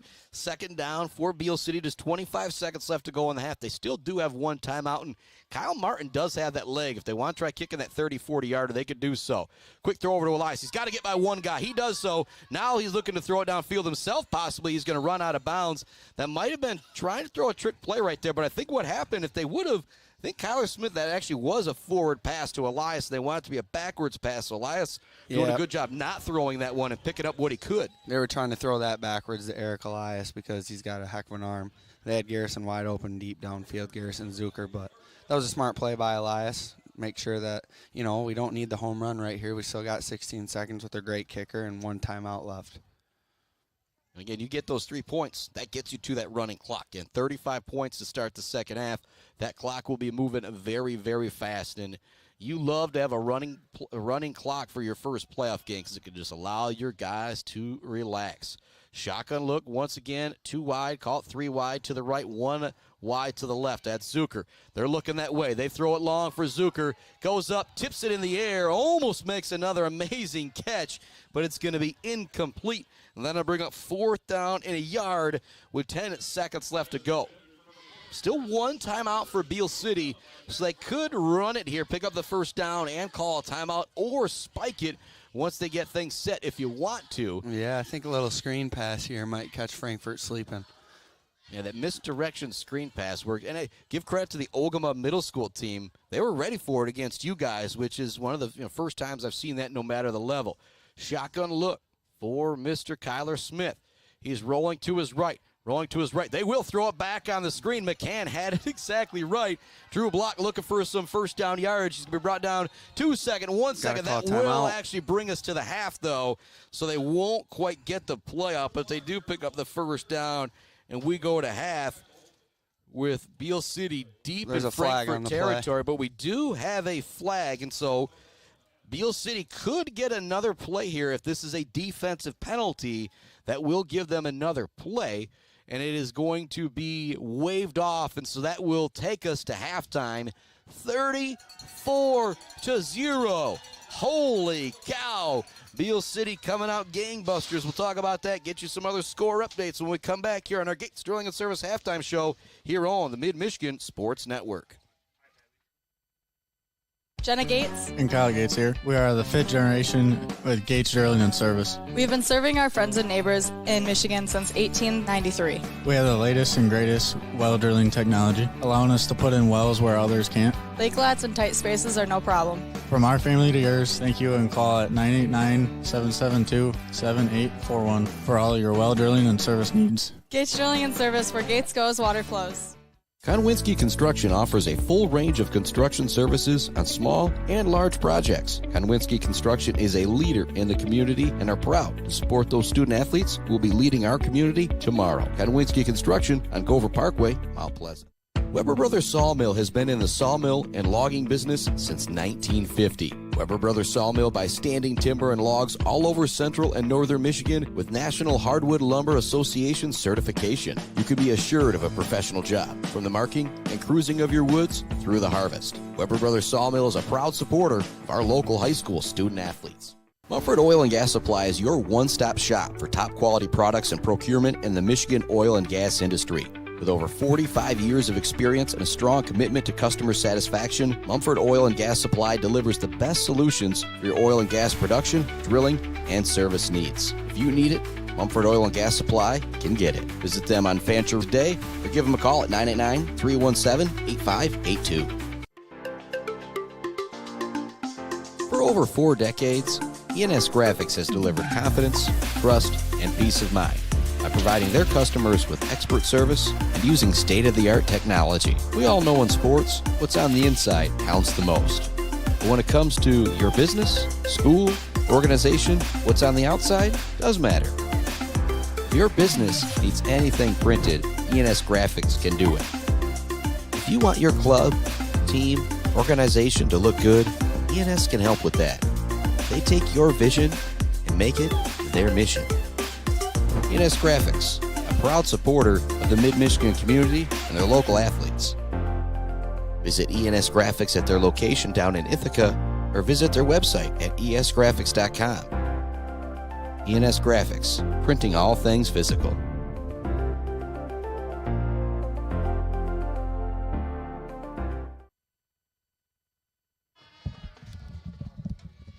Welcome on in to our Gates Drilling and Service halftime report here on the Mid-Michigan Sports Network. What a start for Beal City. Absolutely rolling Frankfort here in this first half, leading at 34-0 in a whole lot of big plays for this Beal City offense and a couple huge plays for this Beal City defense as well. Kind of go back to the drive chart here as Thomas McCann joins me once again. And you look at the one-play drives. And now that I think about it, all of Beal's touchdowns came on one-play drives. You had 4 of them, and then the other one came on the 94-yard fumble return from Mr. Drew Gross. But go back to the very first play of the game. When you get a 43-yard touchdown run just to start things off, whew, how special is that? You know, it's pretty impressive. I'm very, very impressed with how ready these youngsters for the Beal City team were. They got a lot of underclassmen, and, you know, some of them never really had a playoff game, and I think that they came out and they were definitely ready for the challenge, and it's been all Beal City so far, and I hope that they can continue it to the second half and get ready for next week. When you go into it, you know, you went into the half with some big leads this year for middle school football. What do you really say to a team when you're up 34-0 or 28-0? Is it let's just keep on rolling, boys? Do you have anything? If there's something you saw to make an adjustment, do you still make that adjustment? Yeah, and you know, you can always get better every single play. I always tell them, you know, it's first half's over at 0-0. If you're not going hard, that's when people get hurt, and that's when you don't look sharp and you get bad habits. So I think it's really important to take every single play hard and never take a play for granted. That way you can be ready for anything on any given day as you play better teams as the season goes on. I really like how you said when you stop playing 100%, you stop playing hard. That's when people get hurt, because football is the one game with the physicality out there. You take your mind off the play for 2-3 seconds, you can get leveled really hard, and it's your own fault out there because you got to keep your head on a swivel. Yeah, you always have to have your head on a swivel and be ready out there, and I think that Beal City has shown that every single play tonight. They've executed very well offensively, and as far as defense goes, they have guys in the right spots to make the plays, and they're just shutting Frankfort down. As far as some of our awards go here, it's the Gates Drilling and Service halftime report and our Bird All-American Grill post-game show. We'll talk about the Zaid Batchelder Baller of the Game, brought to you by our friends at Weefrich Financial, the Weber Brothers Sawmill Timber of the Game, Mumford Oil and Gas Supply Assist of the Game, and I want to say the assist of the game might be going to Garrison Zucker for his own catch. And not that it was a bad throw from Kyler Smith. He just went up and made an absolutely unbelievable play. Timber of the game, we've seen some big hits out there from Mr. Eric Elias. But when you think about the player of the game right now, I think there's both you and I that have this little itch right now, and it's just so great to see 51 Drew Gross back out there. And you have as soon as they get down to the goal line, he goes out there, second down stop, third down stop. Then on fourth down, he forces the fumble and takes it 94 yards for the touchdown. Just pretty darn special play right there. You always thought the Bills' custom fabrication of the game. I don't think there's anything that's going to change that game-changing play. Nope. And, you know, you look back at Bill's record this year, I'm a firm believer.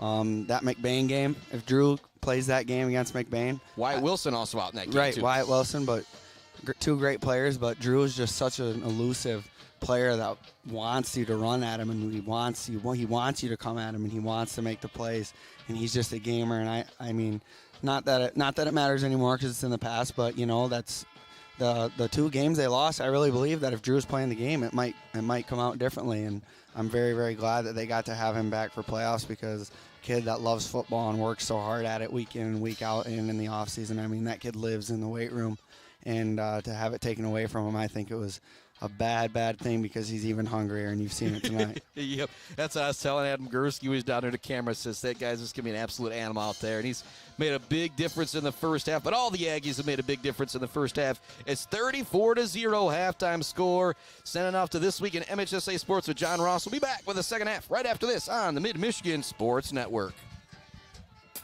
288 schools start their march to a football championship, while 4 are crowned champions on the tennis court. I'm John Ross, and this is This Week in High School Sports, powered by the Michigan Achievement Scholarship.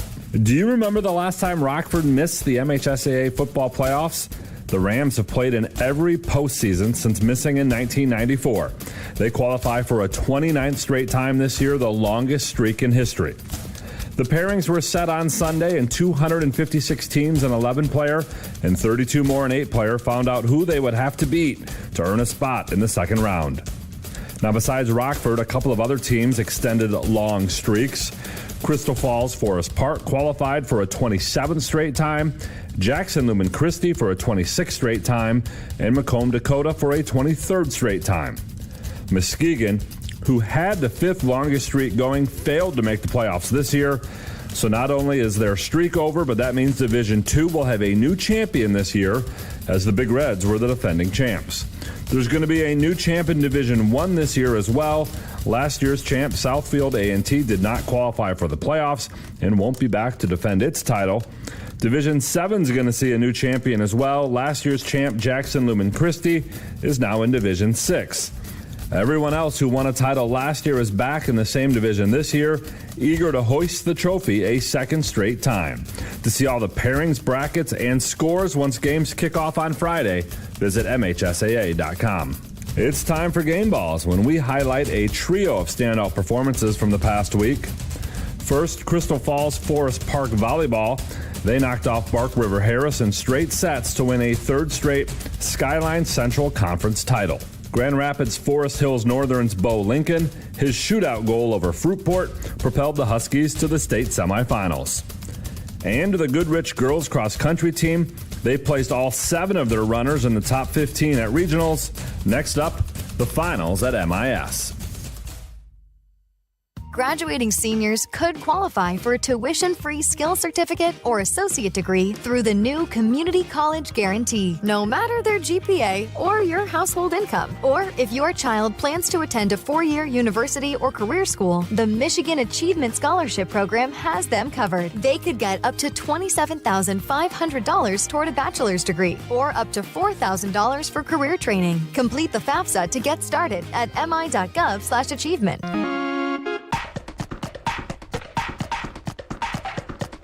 Our weekly Be the Referee feature takes a look at the fine art of officiating with registered official Paige Winnie. We talk a lot about the need for registered officials, but how do you sign up? What does it take to become a referee, umpire, or judge? The steps are simple. Go to MHSAA.com to the Officials tab and identify the sport or sports you're interested in. Next, complete the MHSAA Principles of Officiating and the Officials Guidebook exam. Once you pass the exams, it's time to connect with the locally approved Officials Association. The local associations are the ones that provide the training, whether it's on the court, on the field, on the mats, or video training, to get that person completely immersed in the rules, mechanics, and coverages of what it takes to become a good official. Thanks, Paige. Now more than ever, we need officials. If you're interested, please go to the MHSAA website now to register. Catching up with our Lower Peninsula Boys Tennis Championships, there's been a lot of winning for the Shia brothers at Bloomfield Hills. Older brother Pierce won his 4th individual tennis championship, and younger brother Connor captured his 3rd as the Blackhawks won the Division I team title for a 2nd year in a row. In Division II, Forest Hills Northern bested Midland Dow and Birmingham Seaholm to win the team title. The Huskies were runner-up in 2021 and 22 and champs back in 2019 and 2020. In Division III, Ann Arbor Green Hills and Detroit Country Day are co-champs. The two teams both earned 32 points. It's the first shared title in Division III since Petoskey and Bloomfield Hills Andover share the 2002 crown. And in Division 4, Holland Christian got individual titles at 6 of the 8 flights as they rolled to a team title. Maple City Glen Lake was second. For more on all the action from the tennis courts, please check out MHSAA.com. You've been listening to This Week in High School Sports, powered by the Michigan Achievement Scholarship, a production of the MHSAA Network. Thanks for joining us. I'm John Ross. We'll be back next week.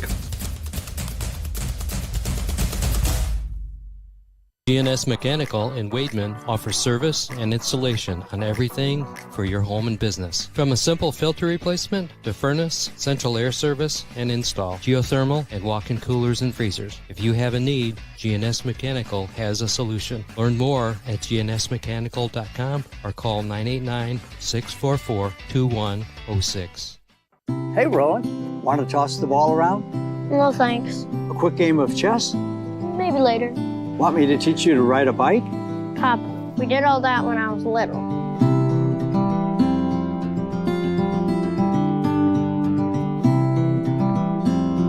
I guess you're right. Barbary Law's kept me so busy, time has just flown by. There is one thing, though. You got any cookies? Thought you'd never ask. Bill's Custom Fab can handle any job you need, from large-scale steel building projects to fixing your favorite stainless serving pan. Bill's Custom Fab can weld and fabricate anything. Call today at 989-772-5817 or stop by on Gover Parkway in Mount Pleasant. Good luck to all of our local athletes from Bill's Custom Fab. The Bird in downtown Mount Pleasant, open every day but Sunday for lunch and dinner. Delicious pizza, the world-famous Bird Burger, handcrafted, fresh-baked subs, many apps, and much more. There's something for everyone at The Bird in downtown Mount Pleasant, where friends gather like family. The Bird, supporting high school sports in mid-Michigan for nearly 100 years. J&J Auto in Wademan is Mid-Michigan's elite automotive repair shop. J&J Auto offers complete collision repair and mechanical repair. Stop by on Wademan Road or call them today at 989-644-8908. J&J Auto, proud supporters of high school student athletes. Jenna Gates. And Kyle Gates here. We are the 5th generation with Gates Drilling and Service. We've been serving our friends and neighbors in Michigan since 1893. We have the latest and greatest well drilling technology, allowing us to put in wells where others can't. Lake lots and tight spaces are no problem. From our family to yours, thank you, and call at 989-772-7841 for all your well drilling and service needs. Gates Drilling and Service, where Gates goes, water flows. Mount Pleasant Heating and Air Conditioning has been family-owned and serving mid-Michigan since 1962. They're dedicated to providing the best possible solution for your home or business. Mount Pleasant Heating and Air Conditioning is locally owned and supports our local community. For all of your heating and air conditioning needs, call Mount Pleasant Heating and Air Conditioning at 989-772-2881. Value is not just a price. When you buy something for your home, it's an investment. Knowing that you're getting a great deal and service after the sale is priceless. At Woods Household, we only carry quality products for your home at competitive prices. Furniture that is attractive and durable. Comfortable mattresses that last for years. Flooring that stands up to wear and tear. These are all products that last by trusted name brands like FlexSteel, Serta, Whirlpool, and many more. So shop the Woods way. Pure sportsmanship is the most important thing in high school sports. When it comes to your home or business, Pure Plumbing just might be the most important thing. If your plumbing isn't pure, don't worry, no one needs to see the other angle. For Pure Plumbing, call 989-644-8928 or visit mipureplumbing.com.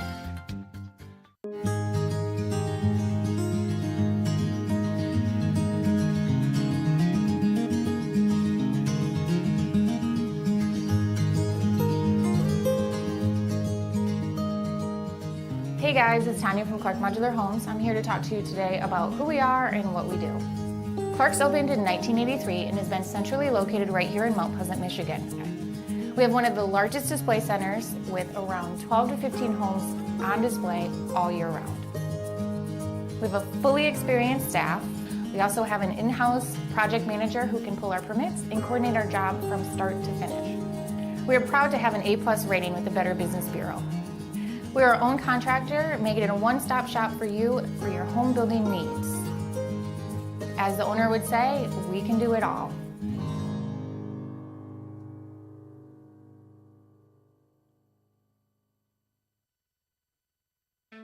Let's head back to the action on the Mid-Michigan Sports Network. Welcome back inside the Mid-Michigan Sports Network and our Gates Drilling and Service halftime show from the Barbary Law Studios, built by our friends at Konowinski Construction. Chris Spotman alongside Thomas McCann.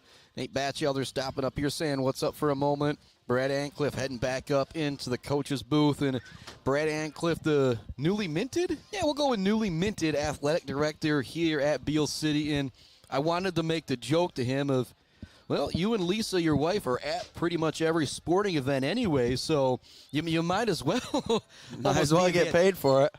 And then again, he's been a guy who's been there that he's helped me carry a table to get set up for a basketball game. He's kept some kids in control. You know what I mean? He's almost been an athletic director, kind of assisting me when I've been there broadcasting anytime I can, because that's just the type of guy he is. And so I think it's going to be a perfect fit for Beal City. And congratulations to Griffin being the principal now at Clare, but congratulations to Papa Cliff. You know, now the AD here at Beal City, and again, it just kind of fits. You talk about a guy who's coached just about every sport here in Beal City. I know he's done girls basketball. I know he's done football. I know he's done baseball and softball, and so just a great fit, somebody who has experience with just everything around the bend when it comes to high school sports. 100%. 2 back-to-back state titles. Yeah, that's right. Not 1, but 2 back-to-back state titles, and I believe it is – I think he's 5 for 12 or 6 for 12 state championships in coaching, and then it's like 7 of 12 getting down to the state title game when it comes to baseball. And so I remember when he retired several years ago, and a lot of guys, you got to coach for 20, 25, 30 years to get into that MHSAA Coaches Hall of Fame.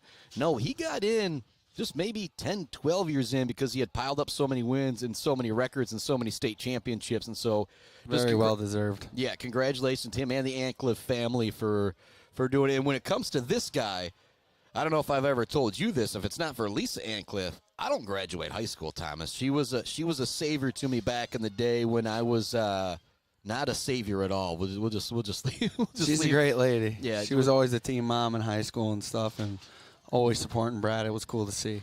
Yep, and more shout-outs to our sponsors like the Isabella Community Sportsplex, Pier Plumbing, Isabella Bank, Hanging by a Thread, Bryant Family Farms, All Seasons Fireworks, The Diner, Block Electric, Central Michigan Sand and Gravel, and Bryce Updegraff and Joe Wentworth, Pradium Realty, Robin Stressman and Associates, our friends at Pier Plumbing, and Mount Pleasant Public Schools, not just supporting when I'm broadcasting the Oilers, supporting everything that we're doing here on the Mid-Michigan Sports Network, and they are hiring bus drivers right now, and there is paid training for those bus drivers as well. Also, go to Will Sub, get signed up to be a substitute teacher, make yourself a little extra dough, and I'll continue to say it.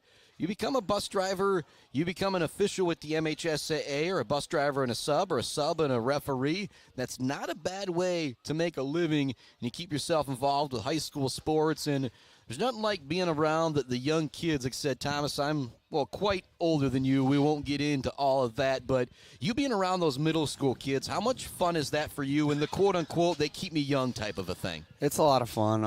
I feel like we can relate a lot, because obviously I am pretty young still, and I know what songs they like and, some of the swag they like to wear and stuff like that. So I think it's fun to relate, and I think that the kids look up to me, so I really try to make a good example and be a leader for them so they can be successful one day. And it just means a lot to me to be out there with them every day trying to get them better and get them prepared for Coach Gross. And if you're Frankfort, you're down 34-0. If it was 35-0, there would be a running clock already. But the fact that there's not, again, I always talk about the old Lloyd Christmas. You're telling me there is a chance that it's going to be a kickoff not fielded well. Diving on at the last minute is the Frankfort player. Austin Small and Eric Elias almost got down there to get their hands on it. But if you're Frankfort, you have to score here, and then maybe we have a shot. But if you don't score here on this drive, it's pretty much all over. Yeah, you got to definitely make some major adjustments at halftime if you're Frankfort. Obviously, what they were doing in the first half wasn't working, and, sometimes that's part of football, and we'll see if they can adjust, and hopefully Beal City will make some adjustments too. They weren't necessarily perfect in the first half, darn close to it, and we'll see who wants it more. Carver in the gun, takes the shotgun snap, and is fumbled right away. It's going to be recovered by Frankfort, but not the way you want to start the drive. Hunter McDonald, Nick Irvin down there on the play. Let's talk about that Zaid Batchelder, baller of the game. The Weber Brothers Sawmill, timber of the game. Hunter McDonald, Nick Irvin. We've called their names a few times down there on the line, and we'll continue to cheese on Drew Gross as well throughout the night. But they made some great plays out there on the defensive line. Yep, they're holding it down for sure on the D-line, making it hard for those linebackers to get blocked. If you're offensive, it's hard for them to block. Ball's those on the ground once again. Carver goes to pitch it, They're but just he's firing off the ball. already had his knee on the ground, and so that's going to back him up even more. And so you come out of the half, and you're down 34-0. You want to make those adjustments, but the adjustments aren't going to matter if you can't snap the football and hold on to the football. And again, people don't realize how big of a deal that is. When you're that center, you've got Nick Irvin, Hunter McDonald right over top of you, ready to just absolutely smash you, and you have to get a clean snap off. You're not necessarily seeing where you go. It's much easier said than done. 3rd and 17 now for Frankfort. Beal City ready to pounce. Aaron Locke blitzed on the last play from his linebacker position. We'll see if he comes again. This time he's going to kind of hold true. A pump fake for Carver. Now rolling out to his left, rolling. He's going to try and run it. He's going to pick up 3 or 4 yards before he's brought down. And I don't know how I feel about that decision. Even if there's double coverage down there, it's about at the point of game where you got to sling it up and give your guy a shot because it's now 4th and 11. When he decided to run it, there wasn't really any way he was going to be able to pick up that first down. Yeah, I think he was just trying to maybe get it to a 4th and a little shorter. But like you said, this time in the game, you got to take the chance and let your guy make a play. It looks like they're going to line up to punt now. Yeah, they're going to punt away 4th down 11. Again, this is that drive where I feel like you might as well leave it all on the table here. But again, you talk about the quarterback Carver. Maybe he was trying to make it 4th and 7, 4th and 6, and they would have gone for it. But 4th and 11, they don't have the confidence. It's a really good punt fielded by McKinney at his own 40. Gets a nice block. Now has another nice block from Austin Small. And another nice block from Hunter McDonald. Juke moving. Oh, he is gone. Owen McKinney. Tutty on the punt return. And the big plays continue for Beal City. But there is a flag all the way back across the 50-yard line. I think they're going to get Beal City for a block in the back here. I believe so. Phenomenal return by Owen McKinney there, though. And you talk about the blocking as well. Austin Small, like he got away from the initial attack, and then here's Small with a block, and then Hunter McDonald continuing to play 10, 15 seconds into the play with a big block. And so that will back up Beal City. We'll see the offense back out on the field as the McKinney touchdown, I guess I don't even want to say is taken off the board, but Beal City's going to have it. They lead it 34-0, and it's not a running clock yet, but do you start to run the clock if you're Beal City now at this point, Thomas? Yeah, 100%. You're trying to run it down their throat here and punch it in one more time and get the running clock, keep everybody healthy, and just get prepared for next week. So Beal City will have it. 9:36 left to go in our third quarter. Call it their own 35-yard line, maybe just inside. I mean, 3 wide receivers to the left for Caden, or not Kyler Smith, not Caden Smith. That's a name I've said a lot calling some high school sports. They pump fake it. Now they sling it out to Aaron Locke. Gets caught for first down yardage. Locke wants to turn it inside. He's going to pick up first down yardage. And there you see that throw of Kyler Smith. And I'm going to go back to I mentioned Caden Smith just moments ago. They just both have that pitcher's shoulder and could just sling it. Yep, very strong arm, very athletic. Definitely a guy you want back there at quarterback for the Aggies. And Caden Smith also, too, when he's out there on the mound, you don't expect the, 6 foot, 5'11", kind of skinny guy to start winging him 92, 93 at you. But, oh, boy. That's where, Rick Smith and those shoulder genes kind of carried over a little bit as all those guys can just absolutely toss, whether it's football, basketball, baseball, doesn't really matter. McKinney gets the handoff. One man to beat. He gets by him. Owen McKinney is gone for a 48-yard touchdown, and the big plays continue. That's now a 2-play drive for Beal City on that one as McKinney takes it the distance for the touchdown, 52 yards. And now we have the running clock. It is 40-0. It's all Beal City all the time here at Frank A. Schaefer Field. And if you're Frankfort, on some of these big plays, you've had a chance to make the tackle. Yep. A lot of missed tackles by Frankfort, and Beal City running backs are running hard, and So much of it comes down to size and the mindset too. Like I always, when I look back and think, man, I could have had some fun playing football in high school. I don't think I would have had the mindset to go out there and make tackles like some of these guys have to, because it's easier said than done to dive at a guy who's running full speed at you, but that's what football is all about. Got a flag on the field. It's going to be a false start, so they'll back the Aggies up 5 yards. Again, our score 40-0, 8:53 left to go in the third quarter. It's Chris Bachman, Thomas McCann coming to you live from the Barbary Law Studios, built by Konwinski Construction. Also, big shout out to Woods Household Appliance, our pregame sponsor. And talk about the best seat in the house, brought to you by Woods Household Appliance. So we can't technically do any game coverage, so we won't do that, but we'll say our buddy Adam Gursky down on the field with the camera this week. He has got the best seat in the house, brought to you by our friends at Wood Household and Appliance. Kick is up, and it is curving. It's going to be no good for Mr. Martin, but it's okay. The score is 40-0 with 8:53 left to go in the third quarter. We'll keep the broadcast right here. Chris Bachman, Thomas McCann, thanks some more of our great sponsors. Weber Brothers Sawmill, Mumford Oil and Gas Supply, ENS Graphics, and GNS Mechanical. Let's go back to Weber Brothers Sawmill, the timber of the game. Who's ever, standing strong on the line up front. Who's been your timber of the game so far, Thomas? And I feel like there's a number of good choices. Well, I know that the game's not going his way, but that number 9 over there for Frankfort, he's played a heck of a game over there, and he's battling hard, and I definitely think he deserves to be in that conversation. But I've seen some really big hits out there by number 5, Eric Elias, and then Drew Block. It's going to be a tough one to decide as the game goes on. We'll see who plays hard till the end, and then we can make our decision. And now, who's the biggest hitter that you've had in your 5 years at the middle school football level? Is there one guy that, and maybe it's Grady Gatrell right now, is there one guy that kind of stands out to you in the? Yeah, it's Grady Gatrell for sure. Him or Drew Gross. I mean, not that we've had a lot of great players, don't get me wrong, not to take any credit away from them, but straight up hitting hard and following through with the tackle, it's either Drew Gross or Grady Gatrell. 8:53 left to go here in our third quarter. Clock is going to start to move a lot faster in this one unless Frankfort can get the ball into the end zone. Martin out there for the kickoff. A couple Panthers standing back at their own 15-yard line, ready to receive.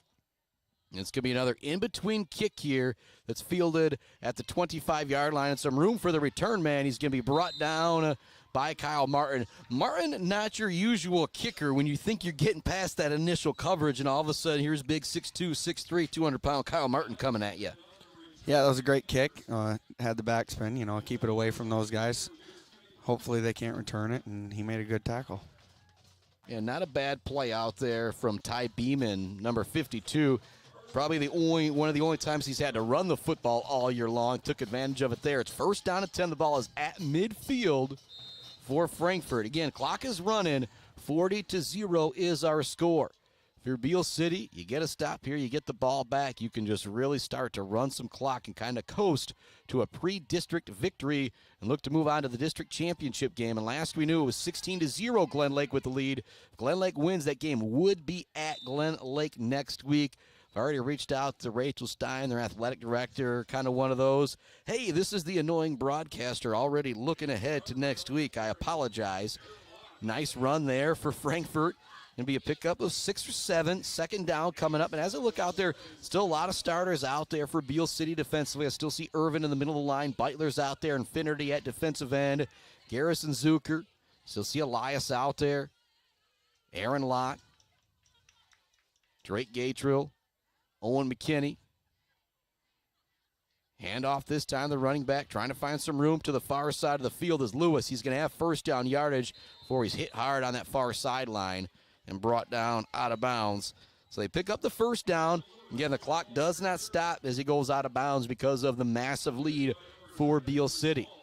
I think we had another sophomore that got pulled up for playoffs making that tackle right there. Was that number 7, Avery Small, on the tackle there? Yep, that was. And that's just a big play right there. Now Glen Lake up 24-8 in the third quarter. Big shout out to Brad Ancliffe giving me those updates. And so Glen Lake up 24-8. And Glen Lake did beat this Frankfort team. I think it was 50-6 earlier this year. So you think about what Beal's done here tonight. That could be a very even matchup next week. Shotgun look for Carver. Stand it off up the middle. Decent running room for Lewis this time before he's brought down. So Frankfort moving it here a little bit as some new players kind of trickle in there for Beal. And people don't realize how big of a deal that is. You talked about Avery Small, the sophomore, making that play. When you're able to bring up that JV team, that freshman team for the playoff runs, they get to see how those seniors, Owen McKinney and Drew Block, practice, how they work. And, oh, boy, it's a big deal going forward. And then you give them 3-4 more weeks of football practice towards next year. That is how traditions stay alive. You think of Gladwin a few years ago, that deep playoff run, winning the state title, why they've been so good the last few years, that is one of the reasons. Going to be very close to first down yardage on the run are the Panthers. And again, the clock continues to move here. Another great open field tackle there by Eric Elias, flying around to the football, playing downhill. Another score update. Corey Clark hooking me up with this update. The Mount Pleasant Oilers up 28-15 on Cadillac. Mount Pleasant wins that game. They will most likely go up to Petoskey. I believe it was Petoskey and Bay City John Glenn on the other side of the district with the Oilers. So Mount Pleasant in good shape. They'll have a long bus ride next week, just like Beal City will, though. They can both hang on to win here. And if Glen Lake hangs on to beat Mansalona. Carver now looking to run for the first down. Wyatt Wilson jumps into the backfield to bring him down. I still think he got first down yardage. A good job falling forward by Carver. No, they're not going to give him the yard. Oh, they will. I'm waiting to see the signal from the white hat. He does want to go first down, and he finally does. So it will be the second first down on this drive for Frankfort. And as I look back to the first half, Thomas, this is the first drive Frankfort has had where they have picked up multiple first downs. Yep, looks like they're finally getting something going here. And, Beal's got a couple of their subs in. Hopefully they can step up and make a play. Shotgun look for Carver once again. Got the big tight end, Leotard, lined up to the left. Fake it to the running back. Now look to pour it up the middle. There's big Nick Irvin. There's that Beitler on the play. That's Jacob Beitler on the play. Along with Irvin. You think when you've got Beitler and Irvin, 65 and 75 out there on the defensive front, those are two big boys to try and move out of the way. Next, I think that's Gavin Connors in, so another sophomore out there making some plays out there for Beal City as Irvin's getting a rest. That's what you love to see late in these games. Yep. These guys get their chance and step up and execute the plays. And give a shout out to, 73-75 looks like, but if you and I think Connors is Nick Irvin out there, he's doing a good job. Comes a run for the tailback. Nice tackle in the open field from Gatrill. Also helping bring down the ball carrier is going to be Owen McKinney. So I believe this is the 8th play of the drive now coming up for Frankfort. They started with it at midfield. They've picked up 2 first downs. There's 3:30 left to go here in the third quarter. Beal City leads it 40-0. Again, Frankfort looking to the sideline for the play. Everybody kind of looks down at their wristbands to make sure they all have it correctly. Carver back out there at quarterback, lined up at running back. Next to him is Lewis. And Leotard lined up as the wingback tight end to the right. Now we have a timeout on the field from Frankfort. 3 minutes, 3 seconds left to go in our third quarter. And I want to say, it's moving that fast. But if you're listening, watching, well, you got a great view of the scoreboard, so you probably know how fast this third quarter is going. Shout out to more of our friends at Pier Plumbing, Woods Household Appliance, Weefrich Financial, Zaid Batchelder, baller of the game sponsor. You want to be a baller? Go talk to Brian and the crew at Weefrich Financial, and they will turn your money into more money. Yeah, that sounds pretty good. Thanks, Tanya and the crew at Clark Modular Homes. Bird All-American Grill post-game show coming up, and the Bird Auction happening this Sunday in downtown Mount Pleasant. Go bid on some great, unique items and help raise money for a great cause. Also, thanks to Bill's Custom Fab. The Bill's Custom Fab fabrication of the game. I think you and I are still good with that Drew Gross 94-yard return, right, Thomas? Yeah, that was one heck of a play. On a fourth down as well, too. At our Gates Drilling and Service halftime report. And we're coming to you from the Barberry Law Studios, built by our friends at Konwinski Construction. Again, when you think about doing business in the Mid-Michigan area, think about those people who are supporting the Mid-Michigan Sports Network, thus supporting these kids out there playing their butts off, including my friend here, Thomas McCann with Boomer's Lawn Care and the crew. 3rd down and 4 for Frankfort. They're going to line up in an empty set here. I see the big man Leotard over to the left side of the field. You feel like they've got to be going that way, whether he's a blocker or they're trying to throw it to him. Actually, don't do that. They throw it over the middle, and it's a nicely thrown ball for first down yardage. Tackle is made by Beal City. And that was really That was a very nice play call by the coach there. They had that their stud out there split out, which a lot of people, including the defense, probably thought that the ball was going to go to him, and they came backside on a quick slant.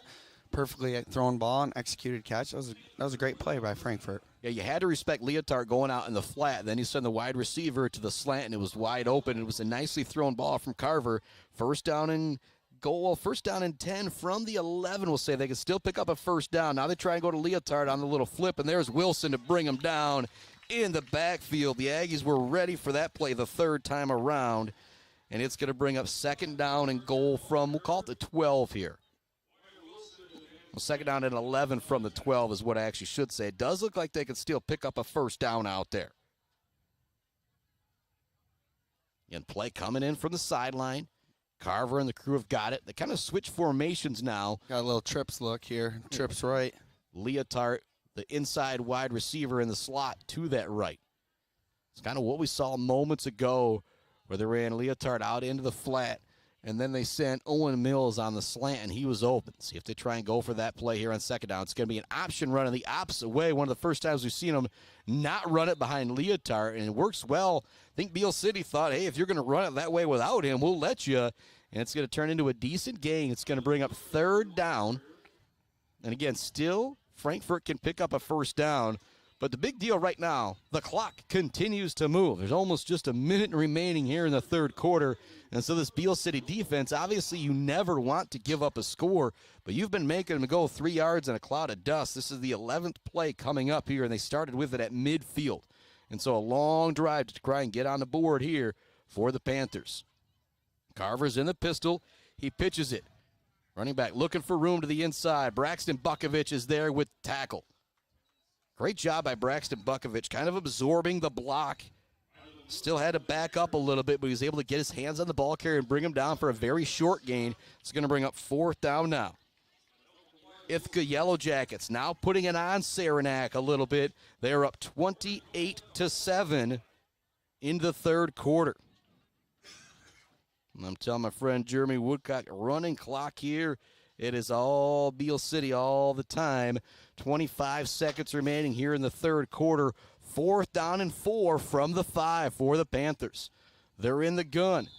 Carver ready for the snap. We've got a timeout on the field. Just 16 seconds left to go in the third quarter.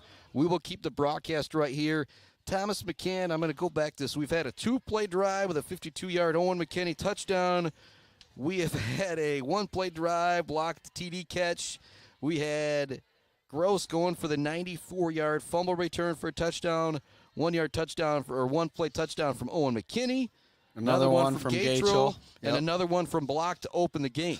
And so you look at the drives for Beal City. If we looked at the time of possession and no score, you'd probably think that Frankfort, if they're not winning this game, they're right there. But it's been the big plays from Beal City that have sprung them to this 40-0 lead. All season long, Beal City's been able to run the ball very well, and I think that it's a great thing, and it's very hard to beat a team once they can get the passing game going as well, and I think that they've definitely worked on that this year, as it's shown tonight. Have a balanced offense. It makes it a lot tougher to stop. And again, when you think about Beal City, it's not just one running back or two running backs. Sometimes you see one guy, 1,200 yards, 1,800 yards out of high school. There's nothing wrong with that, but you just got to stop that one guy. But now you come out, you look at Beal City, you got to stop Block, you got to stop McKinney, you got to stop Bukovich, you got to stop Small, you got to stop Locke. It is just really, really tough. Shotgun look, Bukovich in the backfield, he brings down the quarterback for the sack and the turnover. The freshman Bukovich making a big play there to turn over. Great play there by Bukovich. He flew down hard, made a great tackle, and that's a great play down the third quarter, especially on fourth down. And that will bring us to the end of the third quarter. Beal City's just essentially got 12 minutes to run off the clock when we come back here on the Mid-Michigan Sports Network. Mumford Oil and Gas Supply is your one-stop shop for top quality products and procurement in the Michigan oil and gas industry. With over 45 years of experience and a strong commitment to customer satisfaction, Mumford Oil and Gas Supply delivers the best solutions for your oil and gas production, drilling, and service needs. If you need it, Mumford Oil and Gas Supply can get it. Visit them on Fancher today or give them a call at 989-317-8582. GNS Mechanical in Wademan offers service and installation on everything for your home and business. From a simple filter replacement to furnace, central air service, and install, geothermal, and walk-in coolers and freezers. If you have a need, GNS Mechanical has a solution. Learn more at gnsmechanical.com or call 989-644-2106. Let's head back to the action on the Mid-Michigan Sports Network. Start of the fourth quarter here on the Mid-Michigan Sports Network. It is Beal City ball deep in their own territory after they just had the fourth down stop, threatening to score for the first time. Well, for the second time was Frankfort, but they get the turnover once again. It'll be first down and 10 for Beal City. Their own 16-yard line, we will call it. So start of this fourth quarter. If you're Beal City, do you have it in your mind to run out this whole clock here, Coach McCann, or you just come out and run the offense? I think you just come out here and you do your bread and butter and run the ball and stay in bounds. Avery Small gets the handoff. He's got to turn it inside immediately. He's going to be brought down in the backfield. Nice job by the defensive front of Frankfort up there. And that's one thing you're going to get now here in the playoffs.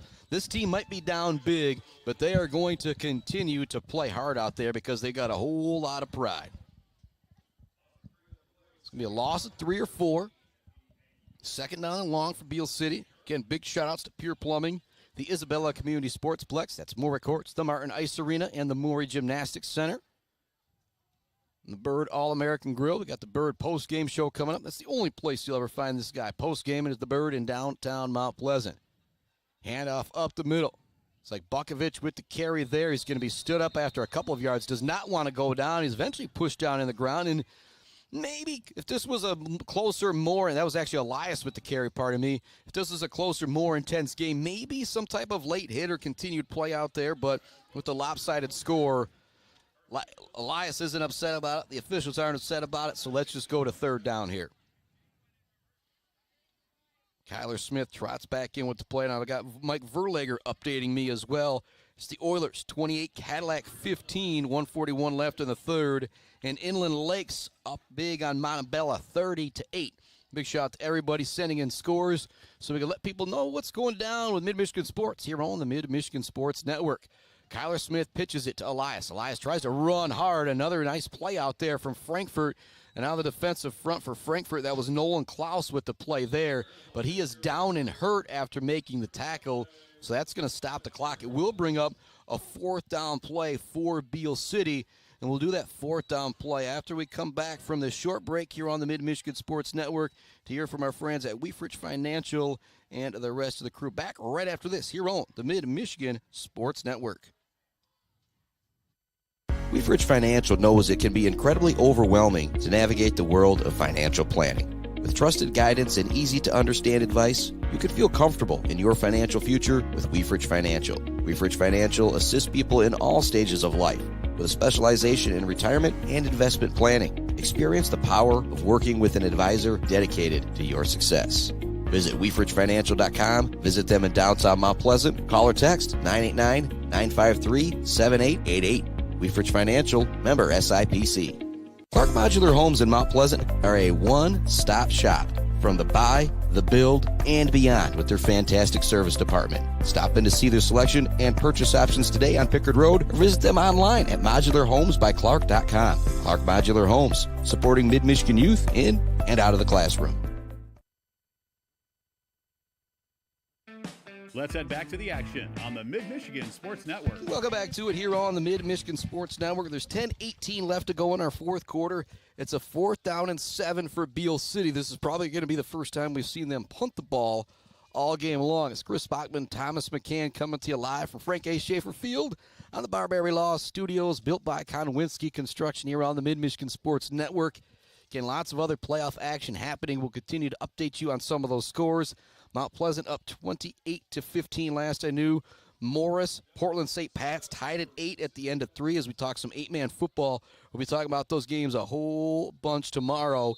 And 28-15, Mount Pleasant up. And last I knew it was 14-0, Ogama Heights on top of Clare. High snap, but Elias gets off a rocket of a punt over the heads of the returnman. Bukovich is down there to down it.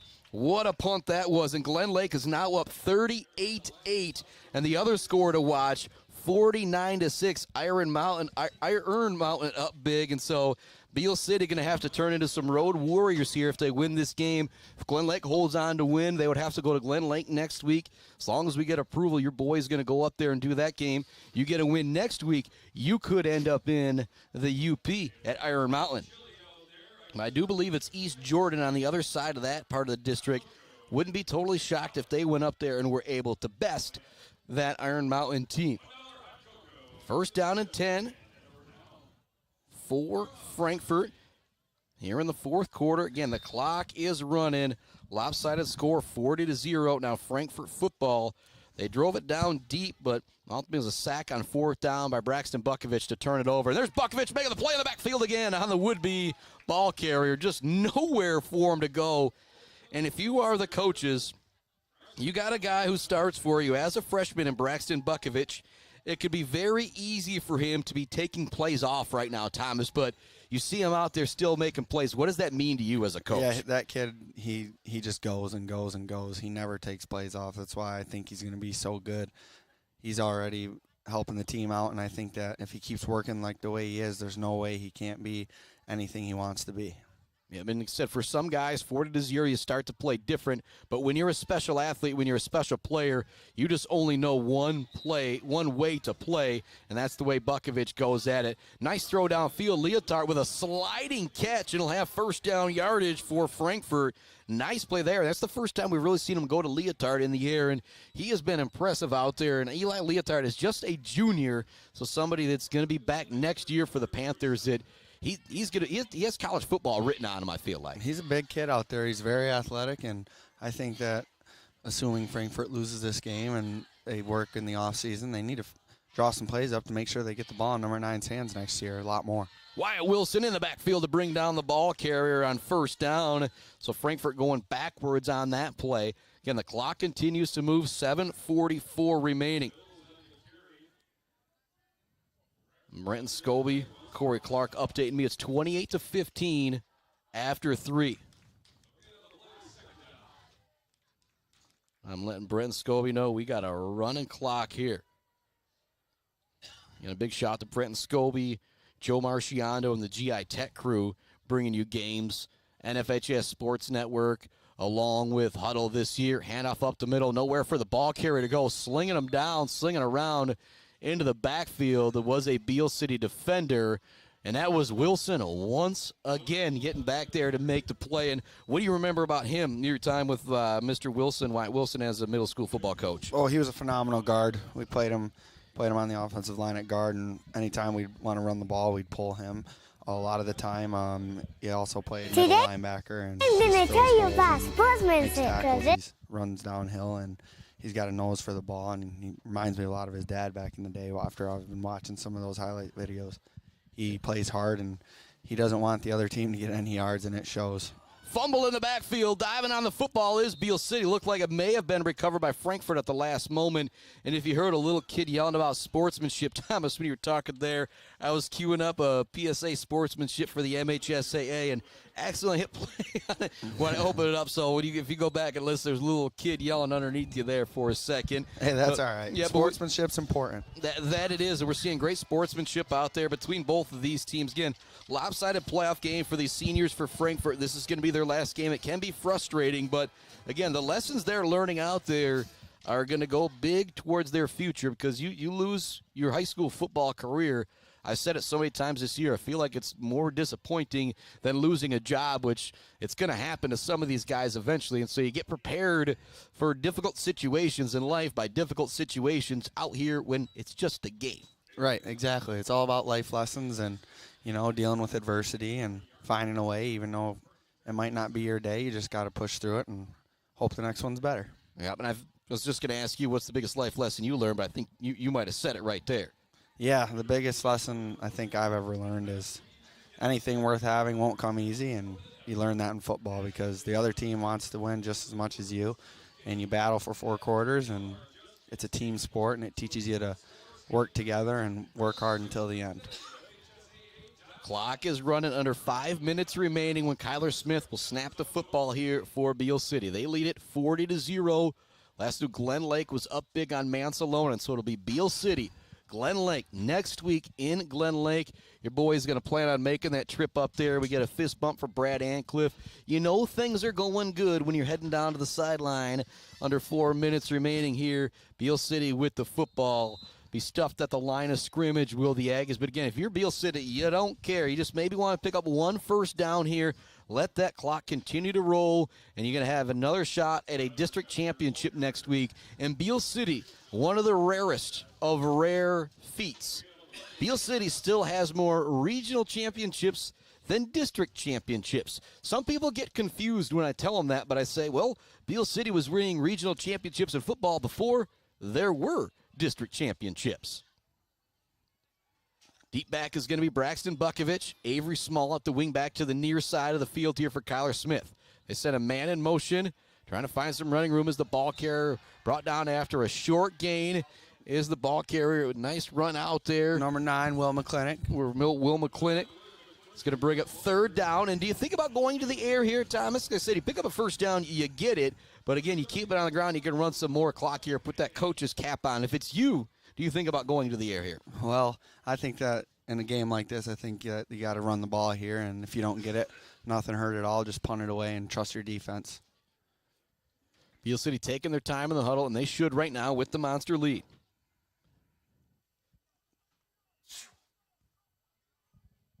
Under center is Kyler Smith. He's going to wait for the back official to start counting things down before they actually take the snap.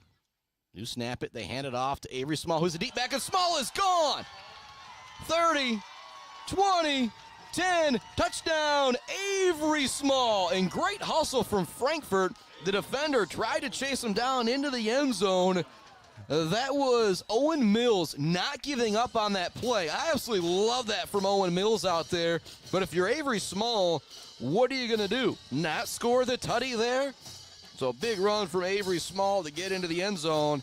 Again, it's all Aggies all the time. Now 46-0 with 3:04 left to go in the fourth quarter. There's just talk about the young talent on this team. They're just absolutely loaded. That's another sophomore there, you know. The future is very bright for Beal City football. And again, you think about some of these senior leaders out there too. Drew Block, Owen McKinney, Austin Small, Kyle Martin, Joey Federico, Caleb Leonard, Jace Faber, Parker Sienkiewicz, and I'm sure I missed a guy or two out there as well. Just a great group of seniors. You mix it in with that younger talent and a great group of juniors. It is just a dangerous combination. The extra point is up and good. There's 3:04 left to go in the game. We're not going to send it out to the sportsmanship PSA.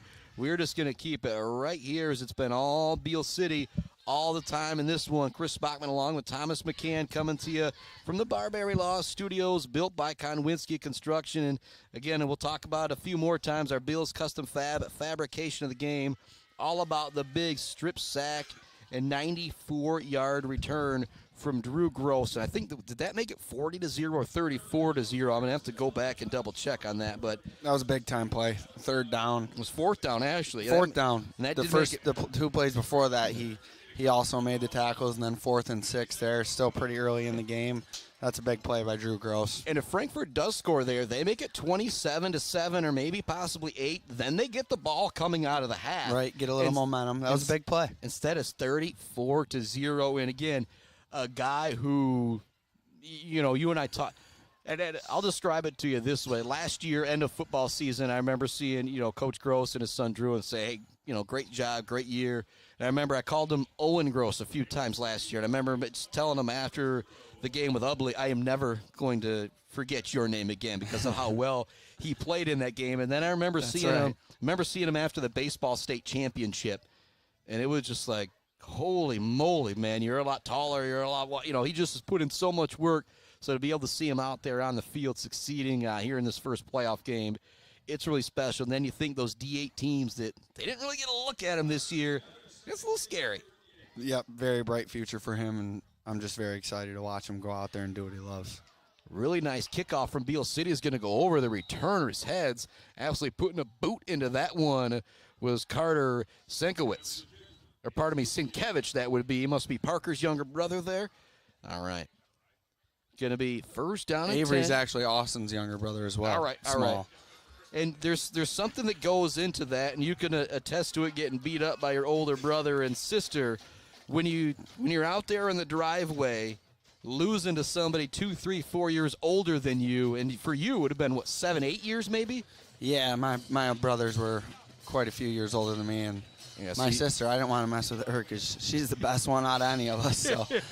Well, but you getting mopped up as a kid really prepared you well for the high school level, is what I was getting at there. And so when you hear these names coming again, oh boy, it just means more great players for Beal City that have been battle tested, not just at the middle school level or anything. They've been battle tested at home, and sometimes that means a whole lot more. Think it's intense out here on the football field. You go to the driveway, and things can be even crazier. And now Mount Pleasant running away with things against Cadillac. Brogan Parks with his third rushing touchdown. 36-15 the score there.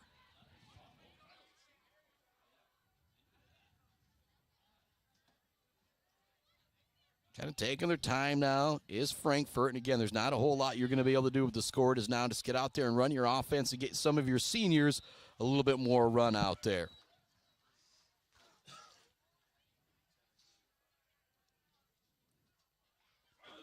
So Avery Small with the 47-yard touchdown run moments ago, and the clock just kind of trickling away on this one. 47-0, 1:40 left to go in the fourth quarter. Is there anything you could really knock on the Aggies in this game, Thomas? Nothing at all. They came ready to play, and they went downhill all night, and you can tell that they've been here before because they were prepared and they were ready for it. I feel like when you say downhill, I always talk about with some of the coaches, that's about hitting that hole. I feel like when you say running downhill, it's about you got to be the enforcer. You can't, when you're playing defense, you can't wait for them to come to you and then make the tackle and be satisfied. If you got to read it and you got to go downhill. A lot of the time, if you're the enforcer, instead of getting enforced, then you're not going to get injured, and you're going to be. I mean, think about it. They're trying to move the ball down the field one way, and you're trying to stop them. So if you can go get them when they're moved back, it's a big advantage. And I feel like if you hit the hole on offense and you go downhill, then it's just tough to stop. And that's just exactly what they've done on both sides of the ball tonight. And 14-6 at the half, the last update I got from Griffin Bohannon with Claire Ogama Heights. We'll continue to update you on those games of the Bird All-American Grill postgame show. A toss-up now, and it's caught by Frankfort. A big catch going up and making it. It's Tristan Griffin.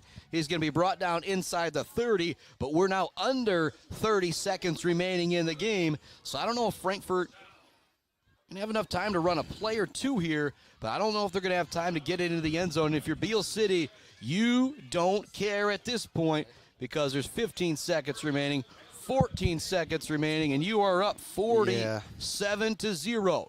I think if you're Frankfort here, you're going to just maybe. Looks like they're going to run a play. Yep, they will. Hand it off up the middle. There's some running room for the ball carrier. Is going to be brought down just outside the 10-yard line, and that will do it. 000 on the clock, and it is 47-0. Beal City, an emphatic victory to open up a hopefully deep playoff run. And it looks like it's going to be Maple City Glen Lake in Maple City next week. Pending Maple City Athletic Director approval, pending MHSAA approval, that is where the Mid-Michigan Sports Network will be next Friday or maybe Saturday. But if I know Coach Gross, if I know Coach Cliff, we're probably going to be going up there on a Friday night. Got your Bird All-American Grill postgame show coming right up. Myself and Thomas McCann will wrap this one up here in Beal City on the Mid-Michigan Sports Network. Bill's Custom Fab can handle any job you need, from large-scale steel building projects to fixing your favorite stainless serving pan. Bill's Custom Fab can weld and fabricate anything. Call today at 989-772-5817 or stop by on Gover Parkway in Mount Pleasant. Good luck to all of our local athletes from Bill's Custom Fab. The Bird in downtown Mount Pleasant, open every day but Sunday for lunch and dinner. Delicious pizza, the world-famous Bird Burger, handcrafted, fresh-baked subs, many apps, and much more. There's something for everyone at The Bird in downtown Mount Pleasant, where friends gather like family. The Bird, supporting high school sports in mid-Michigan for nearly 100 years. Hey, Rowan, want to toss the ball around? No thanks. A quick game of chess? Maybe later. Want me to teach you to ride a bike? Papa, we did all that when I was little.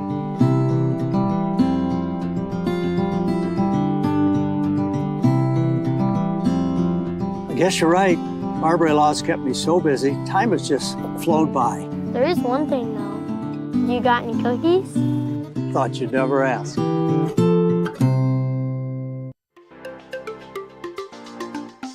For over 4 decades, ENS Graphics has delivered confidence, trust, and peace of mind by providing their customers with expert service and using state-of-the-art technology. We all know in sports, what's on the inside counts the most. But when it comes to your business, school, organization, what's on the outside does matter.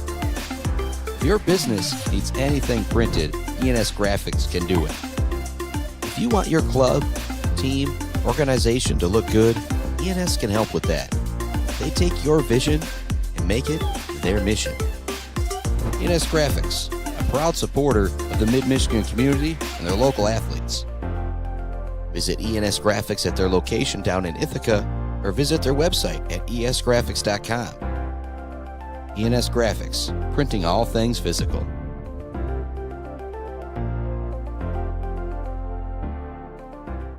Handsome Ben's Fab provides professional fabrication work for your home or business. MIG, TIG, and ARC AWS certified, Handsome Ben can fabricate your dreams with steel, aluminum, and stainless steel. Handsome Ben brings 20 years of professional fabrication experience to you. Call Handsome Ben today at 989-802-2405. J&J Auto in Wademan is Mid-Michigan's elite automotive repair shop. J&J Auto offers complete collision repair and mechanical repair. Stop by on Wademan Road or call them today at 989-644-8908. J&J Auto, proud supporters of high school student athletes. Let's head back to the action on the Mid-Michigan Sports Network. Welcome on into our Gates Drilling and Service, our Bird All-American Grill post-game show. We had our Gates Drilling and Service halftime report just moments ago. But what a victory for Beal City, 47-0, our final. Talk about J&J Auto Collision Report, some big hits out there from Eric Elias. I'll give him credit for that. And you talk about Konwinski Construction, Barbary Built Studios. I want to give all of our sponsors some more love. But Mumford Oil and Gas Supply assisted the game. We're actually going to give that to Garrison Zucker for going up and absolutely mossing a kid on a catch in the first half. But you think about that timber of the game, brought to you by Weber Brothers Sawmill. Our Zaid Batchelder baller of the game, brought to you by Weefrich Financial. A tough choice out there, and he didn't play the whole game. But he did make a few big plays when they needed them, and it was just great to see him back out on the field, a young man that I've gotten to know pretty well over the last couple years, and somebody I knew just would be a force for the team coming back into the playoffs. Mr. Drew Gross with his 94-yard strip sack fumble return for touchdown is going to be our player of the game, the Zaid Batchelder baller of the game. Let's tune up that song real quick. We'll see if we have any other more score updates coming in.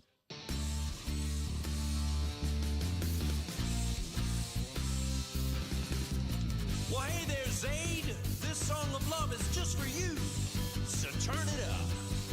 Peekaboo, Zaid, I see you, and we wrote a song about what you do. Like listening to music and going outside, wearing a smile on your face so wide, yeah. Welcome back inside the Bird All-American Grill post-game show. And again, this Sunday, Bird Auction is happening. 1:30, doors will open, I think noon 30 or so. I'll be up there doing some cool video action, giving them some love, but that's what's going on this Sunday. But our Zaid Batchelder baller of the game, Weber Brothers Sawmill timber of the game, going to Mr. Drew Gross. It was 27-0 when it was a second down and goal for Frankfort. and you had a second down stop from Gross. You had a third down stop from Gross. And then on fourth down, tried to throw the football. He knocked it out of the quarterback's hands, was able to pick it up and take it all the way back for the touchdown. That made it 34-0 going into the half, and that just kind of really took the life out of Frankfort. Beal City was still going to be in really good shape, even if Frankfort didn't score there. But if you're the Frankfort Panthers, you do score there. You're able to make it 27-7 heading into halftime. And so, oh boy, that could have been an absolute monster deal. If this, you look at 27-7, Frankfort gets the football coming out in the second half. They come down and score to make it 27-14. That's going to put a whole lot of pressure on that Beal City team. And it does look like we now have Coach Gross and possibly Owen Gross coming up here to chat with us. So we will keep things on the air here on the Mid-Michigan Sports Network. And I do have a score update from Clare and Ogama Heights. Clare still trailing Ogama Heights, but Clare now battling back as the score there is now 21-13. Ogama with the lead with 4:30 left to go in the ball game. Mount Pleasant also giving up a touchdown as well, and so some teams trying to come back, battling back here. It is the Bird All-American Grill post-game show here on the Mid-Michigan Sports Network, and I now got Drew Gross and Coach Gross here with me to kind of chat things up here a little bit as I hand out a couple headsets to these young men. Whoop. Bear with me here for a minute. We'll hand this one to you, Coach Gross. We'll hand this one to Mr. Drew Gross here. And, boy, what a game it was. And I just gave, the Zaid Batchelder baller of the game, the Weber Brothers Sawmill Timber of the game just kind of went to you, Drew. And I feel like there's part of that a little, I don't even want to say older brother in me, but just getting to know you a little bit. It was so great to see you down on the field. How much fun was it to be out there, man? Oh, my gosh, it was amazing. The not play for the first 9 weeks and come back and have a performance like that, it's what special. What about you coming back and it's Jackson Verlager for Sacred Heart's kind of in the same boat, except he's a senior. Well, if I want to keep playing football, we have to win this game here. Was that a mindset that you kind of had all week? Oh, yeah, for sure. It's win or go home. It's playoff football. You better come ready to play or you're done. Yep. Coach Gross, your thoughts on the performance tonight overall from the team to start? Well, I thought we came out of the gates, just played really well. I mean, we 3 on 3 plays and scored 3 touchdowns. So the kids were ready. We executed, and the physicality was there tonight. I mean, the hits that came, Eric had a hit. Drew Block had a hit on a 4th down play. I mean, I know I'm missing some, but I just thought our physicality was there all night, and that's what you need in playoffs. Yeah, and I feel like why I gave you the player of the game and all that stuff. Also, like I said, just great to see you back there. But the one time Frankfort, they had a chance to make it 27-7, possibly getting the ball in the second half. Second down stop from Drew, third down stop from Drew, and then on 4th down, you knock it away from the quarterback. When you pick that football up and you only see green grass in front of you, can you kind of talk about what's going through your mind, or is it just all go blank at that point? Well, first of all, I was a little scared because I'm known for getting hawked down in open field like that. Wyatt was yelling at me. He was like, you're good, you're good. So I slowed down a little bit, and then I saw that number 13 coming, and I was like, I better unhook the trailer here. And it was one of those that was kind of funny. I'm like, and Drew Gross is gone. And I'm like, wait a second here. But you're able to make it all the way into the end zone. You said you've been waiting for your son to come back and play. Steve up here and I, your dad, Grandpa, kind of had like a double high five after that play. For you seeing that moment for your son, how hard he's worked. Kind of how special was that? It's just special to see him on the field. I don't care what plays he makes. I mean, I do, but as the coach, but I just want to see him on the field. He works hard at it, and I'm just glad to see him back after the injury. And we never really knew what it was going to be at the beginning of the year because, they were telling you, you might get back for basketball, and you're like, oh, that just killed us both. I think in the doctor's office, but he worked his butt off. He got himself back. He looks good, and he's joining a team that's playing really good too. So that you can't do it. It's not one person team. It's all the guys on the team. So and score updates. I know you guys kind of want to know. Ithaca's up 42-7.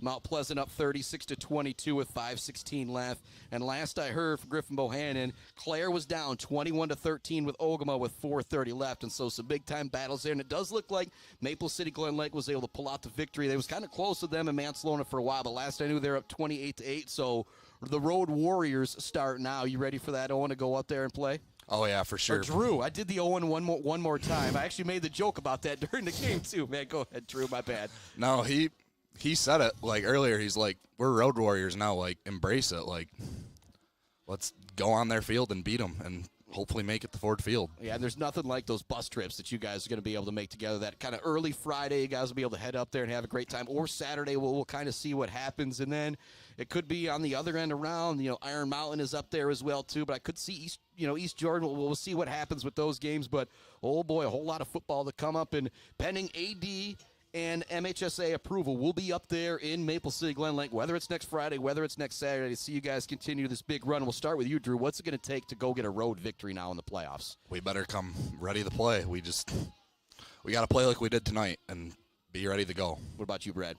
We're going to have to prepare. Obviously, as you go in the playoffs, the next team's going to be better. The next team's going to be better. The next team's going to be better. So you can't look by anybody. These guys won't look by anybody.